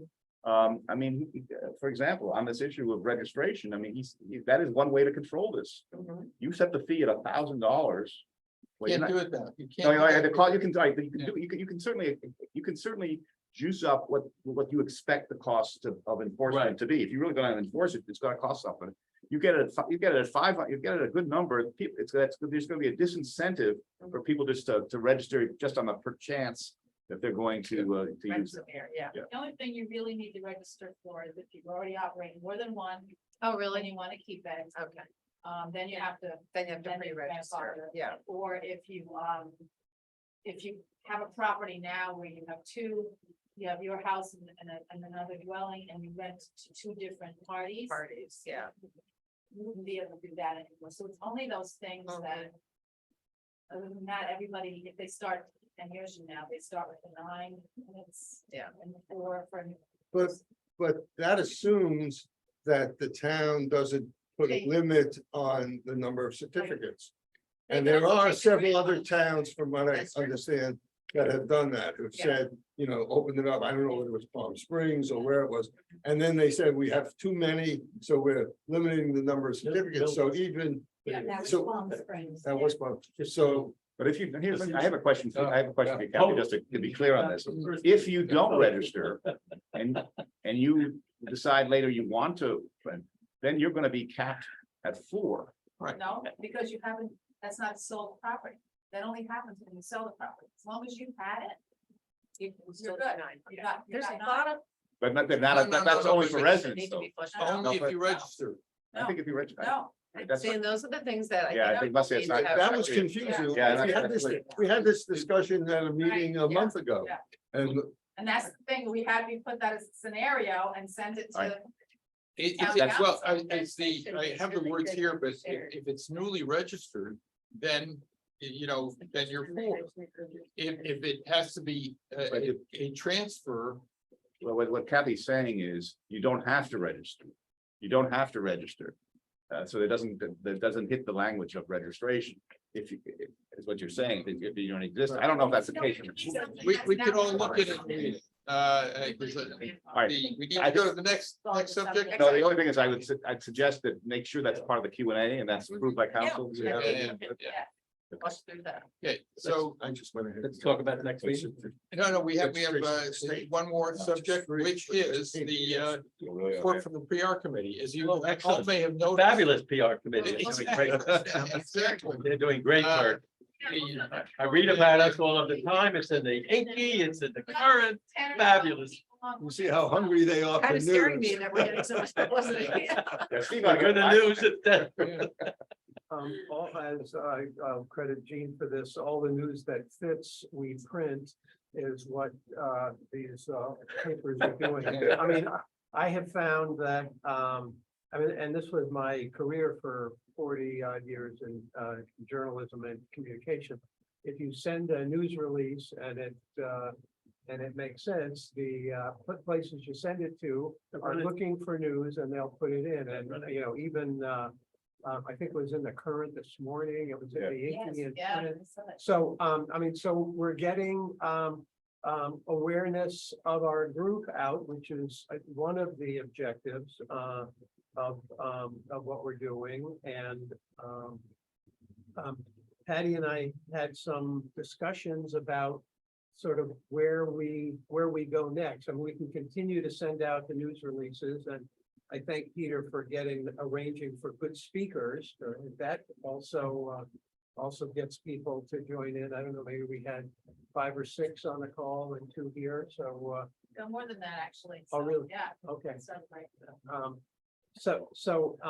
So anyway, and if, as long as I get them to, the Inky on Tuesday, they'll generally run it on Thursday, and so anyway, we've been successful about that. I think what Patty and I talked about doing, you know, probably over the fall and winter is surveying us to see what we think the issues we should be covering are, and and how we can actually reach out to more of the 75–80% of taxpayers in this town who are actually affiliated with us as non-voters, how we can get more of them on board. I thank Gary for his comments, and I think Donna had some comments, a discussion as well. Data from. And then the only other thing I would say before opening it up is letters to the editor on whatever the issue are very effective. I mean, the Inky runs them, the Current runs them, and people read letters to the editor. That's They have to be generally- short, though. They have to. Well, they have to be right, the short. shorter, the better. But I mean, so anyway, that's where I would, Focus. what I wanted to say, but either Patty or anybody else want to add or give us more ideas. Okay, may I, Gary? You guys. Is it possible, and you can refresh my memory, is it possible to reach out to the people we represent by law? Are we able to do that? By law, we can do it. Anything, Yes, yeah. I think we're reaching out today. And We don't have a list of all. But we don't represent it. No, that's the point. That's the point. I think we ought to get that clear. That bothers what we me. do is, We ought to get that clear. we are creatures Oh, of we don't select- represent anyone? Right. and That's we're kind of an here to odd- give yeah. them our best advice Okay. as non-residents on issues that affect non-residents. But are we in allowed, doing like- that, are we allowed to get feedback You can talk to anybody the you want. people who we have on the tax base? And then present that informed information to the select board as a committee? Well, there are two kinds of informed information, right? One would be a survey information and the other would be anecdotal How information. about? Uh, And, you know, we're all full of anecdotal Yeah. information. The survey information, there are at least two areas that have done surveys that I'm aware of. I've only seen one of those surveys, and that's Monomoy. Wisconsin did ours. Wisconsin first, did it. Very involved, and Yeah. I would recommend you work with all the civic associations and Yeah. link up with Nantucket Civic League. Because all of those associations can run surveys. Yeah. But they need I to mean, be it done is the professionally. way They to need to be get done the professionally. issue, The I problem- think. the problem Did is- ours Well, professional, we gotta, we don't have a So I budget. We think, don't have a budget. but they. We don't do it. The civic Civic- associations do it. but, They had yeah, the one thing we could do, for example, is, I have a copy, I think, still someplace in my email of the Monomoy survey, and I don't know whether they've done a more recent survey than, it was maybe 2 years ago now, year and a half, 2 years ago. We have one from last Yeah, fall. yeah. I'll Bruce send you Mandel said that they did one in, Connecticut, Connecticut, and I tried to figure out how to contact him. I There's We the did this on- post-it to it for the master plan Yeah. that you're writing, because Yeah. you're not making it up. Yeah. You're looking at what, So maybe you could share. I'll yours. send. Yeah, yours. and, It and, has or you know, just graphs. think of issues that are, the kind of Noise. issues that we're, General. looking at. You know, traffic and safety issues. yeah. Well, Yeah. if we can, And then we could send that out, and then we have information. Well, I think first we would do is we look at ourselves. yeah, Right. then you And, hire and- someone. and say, what do we think it says? Number one, number one is we need to understand how the survey was done and whether it's likely or not likely to be a reliable survey, right? And then number two, for those that appear to be either, you know, someplace between reliable and unreliable, what is it telling us? And, you know, whether it appeals to logic and things like Right. that. And let's remember And that then what people we who can tell them respond to is- yeah. surveys are more likely to be people who have issues. Yeah, yeah, So right. we are gonna get some issues that we can all, Yeah. you know. But put I'd in like to our- find out how much money the Civic League will give us to run a professional, you know, because I'm. No. Well, they don't get, you're They gonna do have it them, themselves. they do it They'll do Oh, themselves. see, I don't, So we, I don't trust what that, you do Yeah. is you. because unless it's professionally done. It is So you professionally should- done. But- it's my It business. is Oh, you, professionally done. you do. it. I worked in research Oh, and okay, I'm sorry. strategic planning. Okay, for so you, It is I don't, professionally okay, as done. long as there's You know what I'm somebody there. saying? Okay, one at a time. Yeah. Yeah. We use Please, Survey Monkey, you can come up with the questions and then you can ask all the associations to send it out to their members and then. They are paid in essence, or the Civic League does that as well. So don't worry about the money part. Okay, but They I want want somebody like you, though, I yeah. want somebody like you who, after having Right.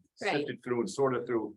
Be able to ask the question in a proper manner Right. that is not, you know, that's the key. Non-biased. That's- So I told when Bill Gardner had to leave early, he said, "Am I gonna miss anything?" And I said, "Yes, we're gonna appoint you to several chairmanships." And so, This is what- you know, and Lynn, if you not be willing to do this, you know, maybe you could advise us with a survey committee. Well, We've been, you know, not receptive to the survey so I idea, think but maybe in the yeah, beginning, yeah. I should just share the survey that we Yeah, did, yeah, and yeah. you should share with the whole board.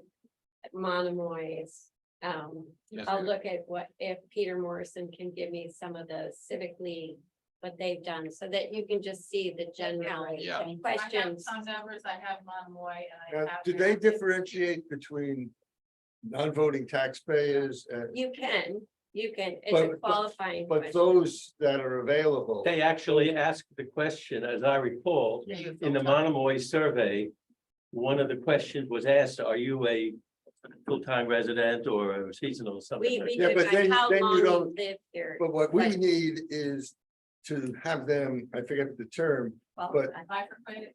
bifurcated, so we're only interested in getting the data You can do that. from in the survey. non-voting taxpayers. That would be when you No, looked I at think the we're results. Very interested in everybody's. But you can break it out. You can chop it and slice it. You can make it by age, you can make it by location, you can make it by seasonality, even 3 months versus 6 Oh, months. I know you can do So that, but we will can they do whatever. provide us with the mechanism to get Survey into Monkey the? does all that. Yeah. So I think really if we find survey questions that are questions that we have. And we find answers to those questions, then the issue I think you're really addressing is. Can we go back to the survey and say, okay, do you have enough data to tell us how non-residents answered that questions versus, the whole universe? And they should be able to do Yeah, that. yeah. If it's, Right, and next door, I think you have it all across the island. You have within your community, wherever you live, we have next door Sconset, there's bigger next door Nantucket. And that's another way to reach people who aren't in an association.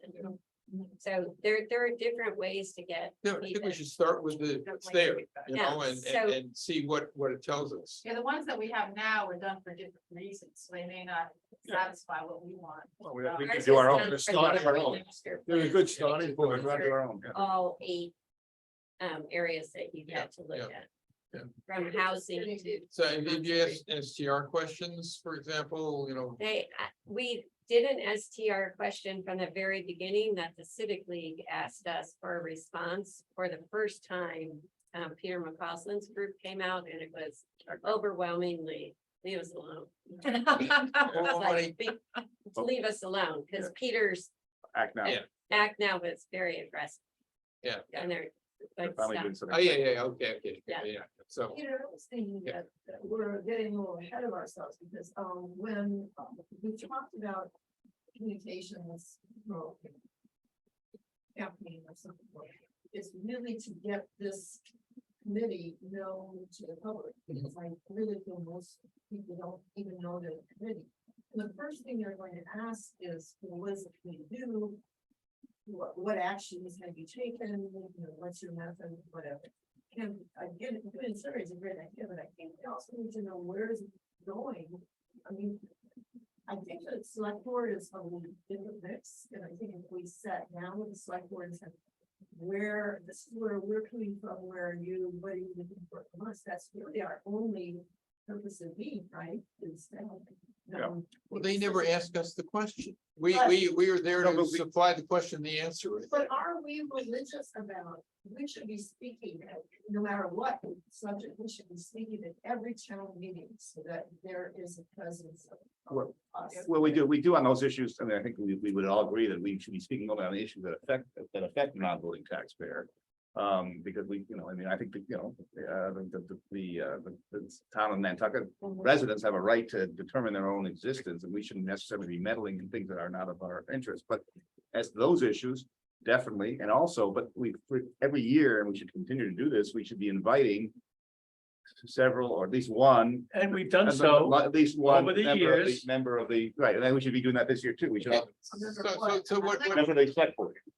Oh, okay. you've just reminded me of what you're supposed to kick me on, which is, really, I think the question that you're raising is, shouldn't we spend some time, and this will have to be at a future meeting, basically surveying ourselves as to what the issues are that we think are important non-voter issues on the island. And how we ought to be involved about it, because that will inform, that's kind of where we're going. Well, and also, what is our purpose of the meeting? If it's to educate the 14 people in the room, I don't know, that's not my point of view. I think it's to, for instance, this transportation survey, I didn't know anything about it, but I don't pay very much attention to stuff, but that's something that if you're ever wondering, non-voting, person, if you wanna know what you can do, there's some things you can do. You can use surveys from the town, you can do this, that.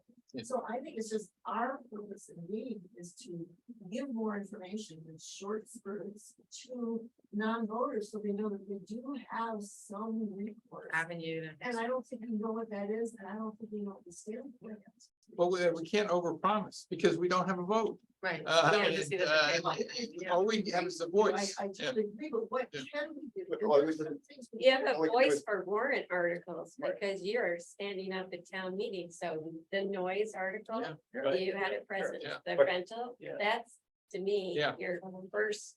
And we can be like what Steve's doing. Steve is the right here of making this really known and giving us a voice. And I was thinking, wouldn't it be great if for one, the M magazine does its numbers thing? And wouldn't it be great to say 85%? They would never print it. The amount of taxpayers that pay for, non-members are. Upright. What's included. But those kind of. Yeah. advertising campaign, But I think we need to be careful about that because this should not be an us versus No, them. I mean, no, we have- really not. So, but that to me is, Yeah. that to me is 80, no, Yeah. hey, I mean, they know it, we know it, everybody knows it. Everybody but knows it. We need to be focused on what can we do to better the community, both for ourselves and if it helps them. But Peter, do we ever have, or have we ever had a direct, like a set schedule, like the chairman meets with Libby every Yes, so we- often? well, we do. Okay, so we do have a We do, set. we do. No, and then that's the meeting, and these are all public, they have to be public, so we meet. We have the We just every had that year, a few we weeks have, ago. we're gonna No, get a no, select not- that's person. not what I meant. I meant like, okay, Private- I No, no, guess I we meant don't- like, we is don't there a have a- regular We don't have a contribution? sit down, Yeah, like on a regular a one-on-one, right. sit down. We Right. don't have even once a year, a sit down with the select board where, we'd make a summary. Here are some of the Yeah, issues that the non-voting. But I've taxpayers seen are now what That the we select can. board reports do. I mean, we had the climate, The select- coastal resilience, coastal we resilience. send out a quarterly report Yeah. It's to the select board every quarter They to let them know, when the island's gonna sink. They were yawning. Stuff like that. Yeah, I hate to tell you, they were yawning. There was kind of no engagement, Yeah, but they, May I interject? Why don't we meet with the select board? Well, you'd probably have to ask them. Why don't we ask them to Because meet with us then? we're one of like 4,000 things. Yeah. And so what I think. Right, you Right, need to we have do an annual, is pick the issue. It has to be posted, it gets very complicated. Yeah. And But we do- unless you have somebody All right. brief, one person brief, Right. like that's what the coastal resiliency did Yeah. last, that's how they do it. yeah, but bringing in these people, Yeah. bringing in the select board on a regular basis is the most effective way we can deal with it. I think absolutely. we also have an annual report, which Yeah. Gabby just did, which we'll go Right. to them.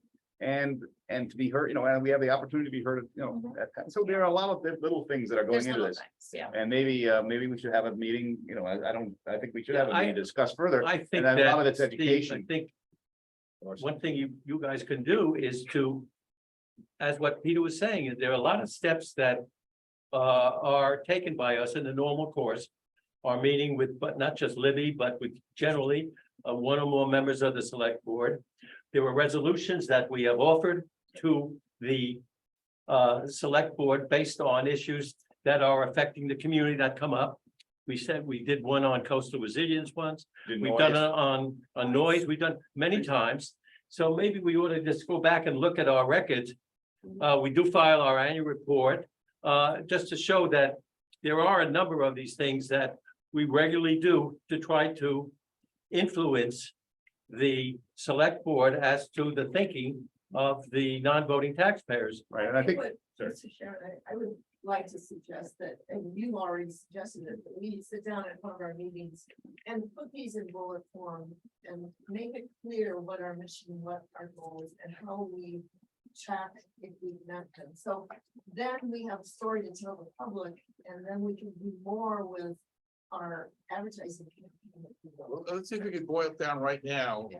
to, as a future assignment for maybe the next meeting. And I don't know, how would you put it? This is the way I would put what you just said, but I may be missing the point. And that is, if everybody could come into the next meeting just write down the three things that they think would matter to non-voting taxpayers, and probably it could be just yourself, most, that should be either looked into, accomplished, done, or whatever on the island. And the way I'd put it in terms of the goal is to make the quality of life for non-voting taxpayers when they're here, as best as it can be. I think that was a suggestion that somebody gave to our committee many, many years ago. What if I were you? What would I be thinking that as a non-voting taxpayer? It's really quality of life. But then you have to also include in those three things, how would you get this out to the public? How would you affect it? Yeah, or we could decide on the three things, and then we could think, because maybe we'll come up with a list of 6 things or 9 things from our lists. And then we might then go and say, well, what is the best way to get this out? But I also, caution everybody when they're thinking about what the most important thing to them is on the island. Also think about resident taxpayers, because politically, if it's really a non-starter, we shouldn't be spinning our wheels unless it's like life or death.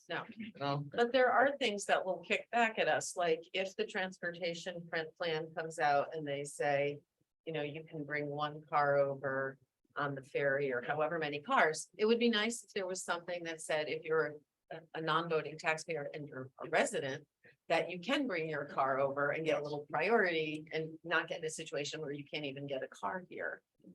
Because it's all filled up by the tourist population that's now clamoring. Anyone who got online knows there were 7,000 people waiting for ferry tickets this year. I think we should not underplay the importance of simple things that we've accomplished already by getting this notice out and getting the public to attend our meetings. That in and of itself is huge. Yeah. It's huge. I mean, we learn from having these people, members of the town government or administration, come before us, present. Everybody gets to ask questions, including the public. The point I agree with you, and the point I was trying to make with Mike, and I guess I wasn't articulate enough. These proposals, these are broad proposals, the solutions of which are complicated. Right. And I have yet to see a path. I mean, you can't just sort of sit and say, for us we ought to be thinking about this, the intersection issue, the car issue, we can come up with some solutions and then present them.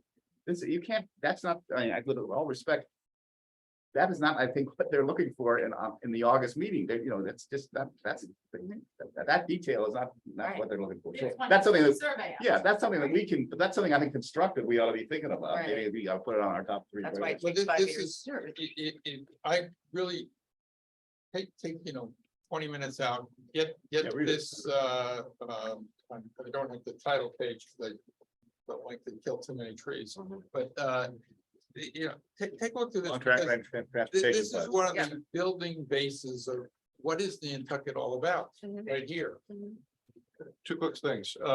One, can we be communicated with easily other than showing up at this meeting? Ideally, you would think on the town website, there would be a way to get No. to us. Do you have a mailbox or something? But I Write thought to us? they could No? just write and send something to you. The problem is if we, Public meeting. You have to be. if more than, what is our quorum?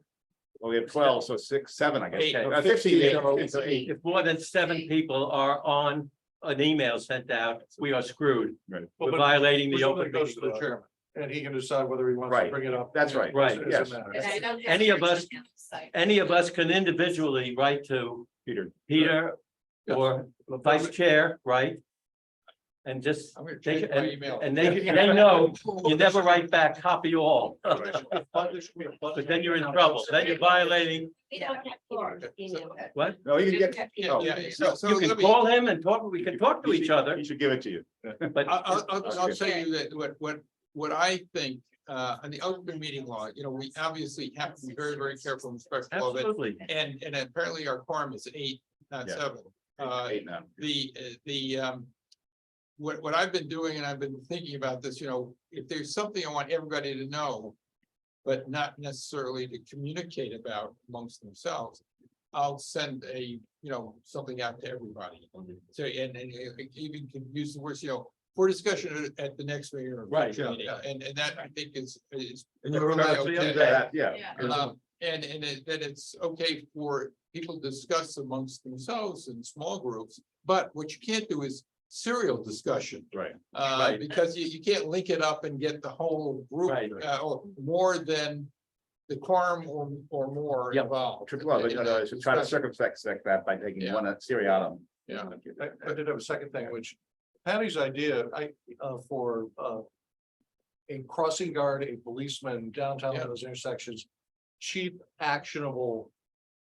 If I were to give advice to the town manager, I think it was misheard.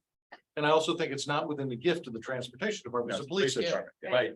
But, Yeah. my back of the envelope, that's a $15,000-$20,000 summer thing, and how much more efficient would that make? Yeah. Well, Although- so a letter to the editor, Could be, I mean, That's would yeah. easily get that in front of thousands of people. but, That would but, be even- great, you but if could I were ask the them police for the chief, I'd traffic rather be safety communicated with working group to directly, make the Yeah, yeah. and then if it's not Yes, going, and then but if. rest- Well, we can invite Chief Pittman to be one of our guests. We that's should. all. He's going out. He's on the way. He's retiring, but he's still here. Until November. He'll be here till November. Yeah. Let's What? do He'll be here something, till November. Yeah. let's do something concrete this morning. That's right. In addition to keeping me from getting skin cancer in the sun. Sure. So Your, just to bring your this- idea, what exactly is this like at the bottom of Main Street where the little fountain or whatever it is? No, No, No, where is it? It's on, isn't it Washington? it's Franklin. Washington and Maine, Is it Washington or Franklin? I mean. Washington. but they're, Oh, with it. Oh, down by the port, then, a little bit, one block closer to the port, Yeah, but it's. Yeah. It's, Compass where you're Road going State. toward the ferry. Vineyard Vine. Oh, well, we're, yep, Oh, yeah. That intersection, especially when the ferries are going, It's a nightmare. backs up traffic through town. And it's because pedestrians. That's easy right away, which- But they have two, you're talking about Easy Street? No, yeah, no, no. Main Street that comes in at the wharf. it becomes. No, it's not. Water Yeah. Street does, yeah. Yeah. Water Street. Water. Washington. I mean, Washington. But the idea is changes. more Like at applicable the than Stop that. and Shop. They have two We don't policemen want stoplights. Oh, wait, No. We all agree that's. Not there, but Predecessor of the at stoplight, the- the guy with white at gloves. the end of the yeah. parking lot. They have Right. two policemen. Yeah, but they do nothing. Well, if they're there, then you can't complain. No, they're not there. If they don't do anything, then No, stoplights are the answer. Oh, no. No, But we're not gonna do that. Right. So what you do, you go to what was there before the stoplight, and that was a guy with white gloves. And, even a block further by the fountain there on Main Street, the same issue, and pedestrians trickling across, blocks everything. And we have the personnel in the form of the auxiliary policemen who could be trained to do this. So let's talk about the survey, and maybe we'll get in touch with you before you're at the, Yeah, yeah. yeah, sorry, I have a house guest. Okay. So, I think actually it is a traffic light issue. And it's more than auxiliary, officers, because what you really need, from what I'm hearing, now that I understand where it is it's almost like a computerized system, because the people at the port need to know what's happening here, need to help them. with what's That's happening not where she's talking. No, no, It's just people crossing the street. They basically. say, hold So on, it's a- Ralph, Yeah, Lauren, it's a please wait pedestrian 15 issue. seconds, let's get three cars through here. Okay. Yeah, it's pedestrians who are anxious to get to. This is the Nantucket, same thing, want the to same, cross the you could argue the street. same thing actually at the federal in Maine, which I was at yesterday. I mean, the only problem, I mean, the cynical view is that sometimes policemen create more problems, but Not sometimes, most. But I hear you. No, Do we all agree that it would be good to have the police department or whoever's in charge of that have a well-trained person controlling pedestrian traffic at that intersection, and is there more than one intersection? All involved the there? intersections at Maine, all the ones that intersect Maine. Actually, may I Yeah. just Start with what? interject something? There is a community police officer Yeah. at Bartlett and Surfside. And I talked to him one day, and he was employed by the police Yeah. department to facilitate traffic. So they've started it. And I asked him, what his responsibilities were. And he said he has really he can't do anything. He can't slow down the e-bikes. All he can do is get the school kids across the street. Should we ask But the there's chief somebody. of police to come here? Yes. Yeah, absolutely, absolutely, but he's leaving, he's leaving. So that He's you're leaving doing in it on November. Curbside, then they should be able to Select board. implement it elsewhere. Yeah, that's the priority. I think we should get, Yeah. the new select board people in here. Yeah. So we'll make, everybody bring their 3 wish, wants, or desires next week. And maybe, I think the question is, could each person please circulate that to the whole group? Oh, the whole. Just, I would like to discuss the following 3 things. Oh, yeah, as long as we circulate to everybody. Yeah. In that way. I thought we couldn't have more than 8 people to be circulating. Well, We won't be- they can't deliberate. Yeah. In We'll just be sharing it. in theory, you can send it out, but it's, okay. You can't No, I discuss it. agree with you, I disagree. Yeah, with you- you. yeah, again, No follow-up.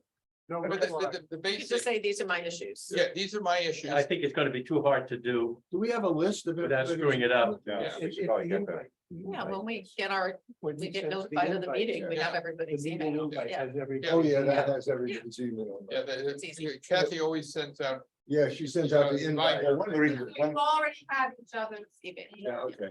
Yeah. Well, I guess the question is really, I mean, what you might do is, the other way of doing it is just have everybody send you. And with copy to Kathy, and somebody can just pull it together and then you send out back an email to everybody saying, this is this is the list. Yeah, I mean, that would work well as well. Because I'm gonna bet that at least one of everybody's 3 issues, same as Traffic. everybody's. you know, And, And not to put it like a damper on this, but in 2000 and, let me see, 5 or 6. There were some people in the village of Sconset who owned businesses and were very prominent in the community and didn't feel there was enough parking there. So they came up with this whole new proposal to take yellow lines off and to open up sides of streets and a whole bunch of, and they always do it in September, because that's when the summer residents are gone. So a whole bunch of us came back to sit in on the Board of Selectmen meeting, and they tried things like parking on the wrong side of the street, this and that.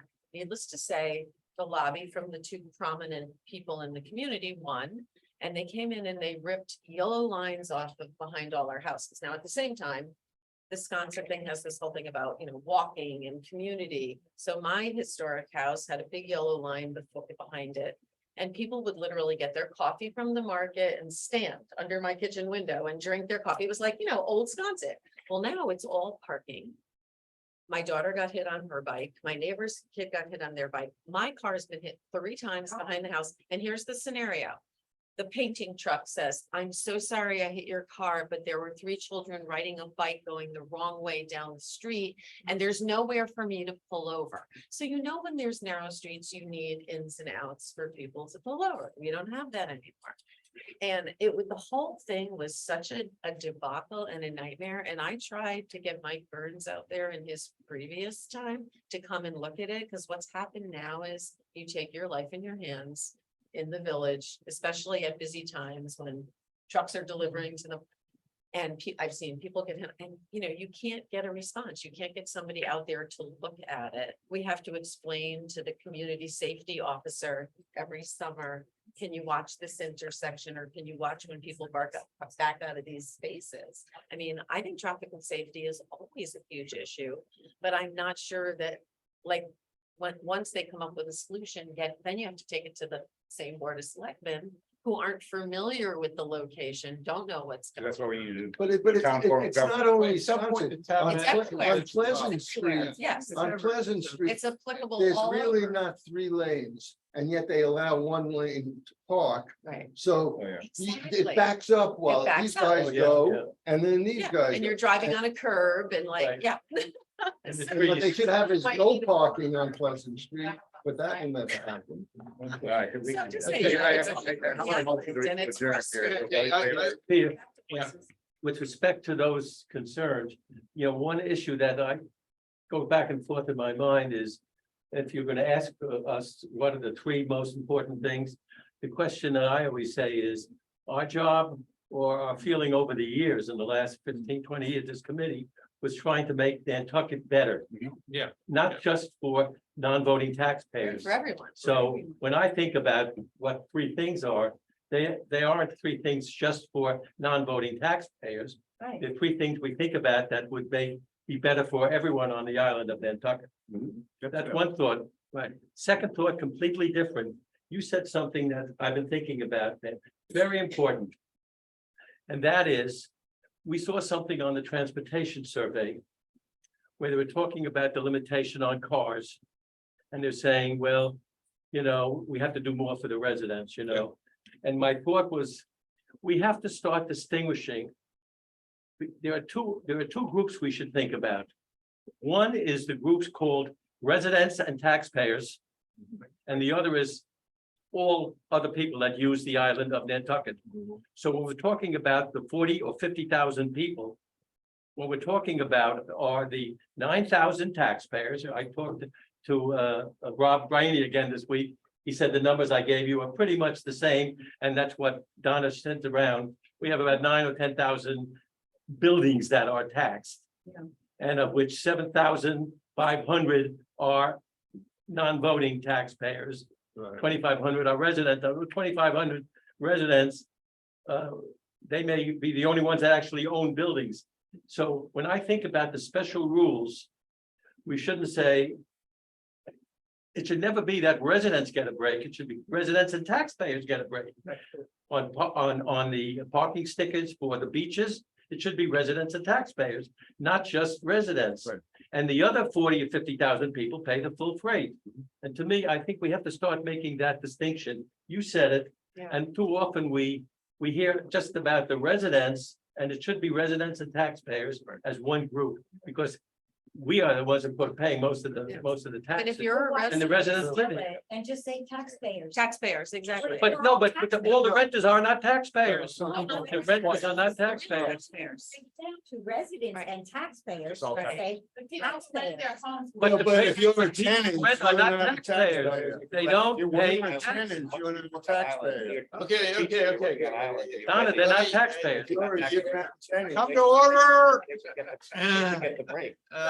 This is, You do say civil workers. Right. But here's an example of that. If you're a full-time resident taxpayer, the steamship has certain emergency slots and you can get Yes. off the island in an emergency. Right. I had a medical emergency off the island and I wanted to get to my mom and I could not get my car off. So I had to jump on a fast ferry, get a rental car, a ride. Yeah. And then if I had to transport her somewhere, I didn't have my car with me. And they were like, well, the only way you can get around that is you have to, register a car in Massachusetts and show you're a full-time resident. So, I agree. If it said you're a Right. resident taxpayer rather than a full-time resident taxpayer, and some of those things were available to us. We just that have to start would make- making that It would make distinction. life on Nantucket a little so, better. so let's Yeah. back up because I think going back to the numbers, and the numbers kind of like, they're very strong numbers for what we want to say. Yeah. But I always am a little bit leery of the us and them approach to numbers. And so maybe we could have a campaign that is just about the numbers, not about any of the issues, but about what the positive impact of the non-resident taxpayers are across the island. I think everybody kind of understands this, but they may not know the actual numbers. And so this is sort of what I would call soft information. Using the information in a way to just basically, it's like sports washing or something, it's basically. Or maybe it's not the numbers, maybe it's the things that are important and how the non-resident community also, the non-full-time community also supports those important things. So I Is defer there- to Steve on that. Yeah. I think. Yeah, Is that's, there a distinction between non-residents, non-voting residents? All of us are, I assume all of us are property owners. Here's a distinction that I would make, because we've had to make it, looking at membership on this committee. A non-voting taxpayer, we're the non-voting taxpayers committee. You need to actually have a residence on the island but not be a full-time resident, is the way I put it.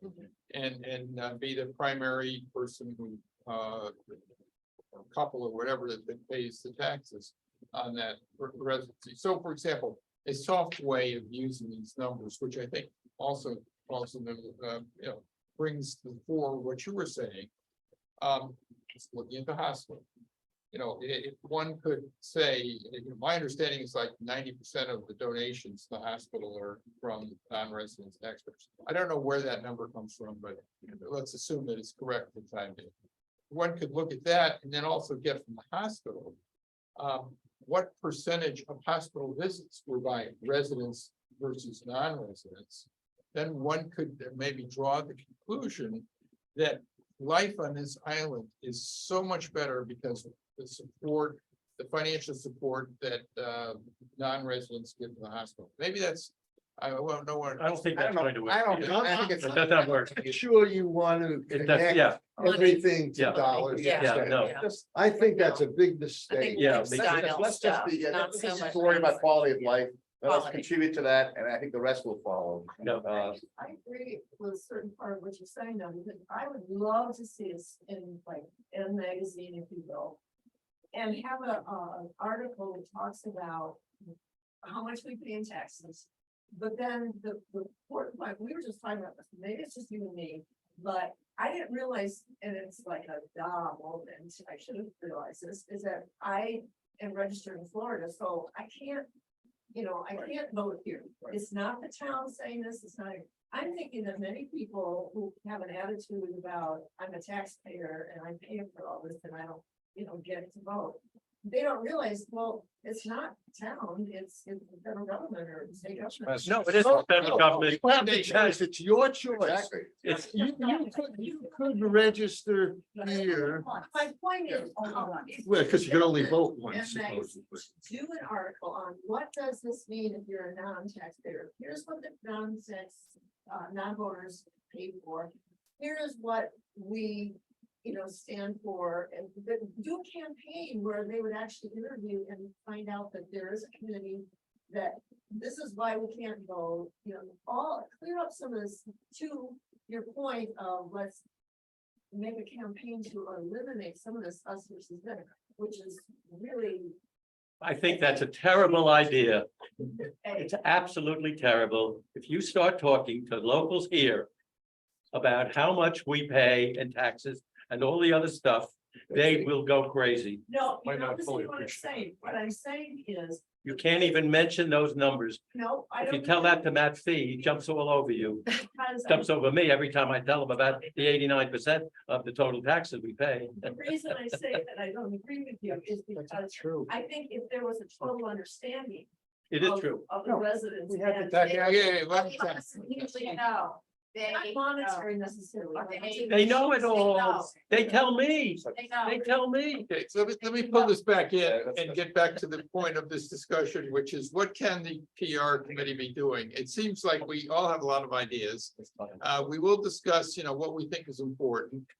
But I will tell you what I think right now is what the PR committee can continue to do what it has been doing the last couple of weeks, which is getting some, basic information about what we're meeting on and that's sort of stuff out.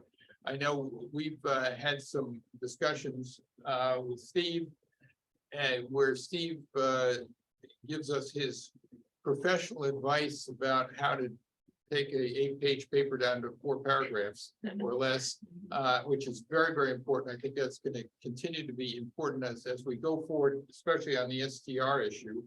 I think that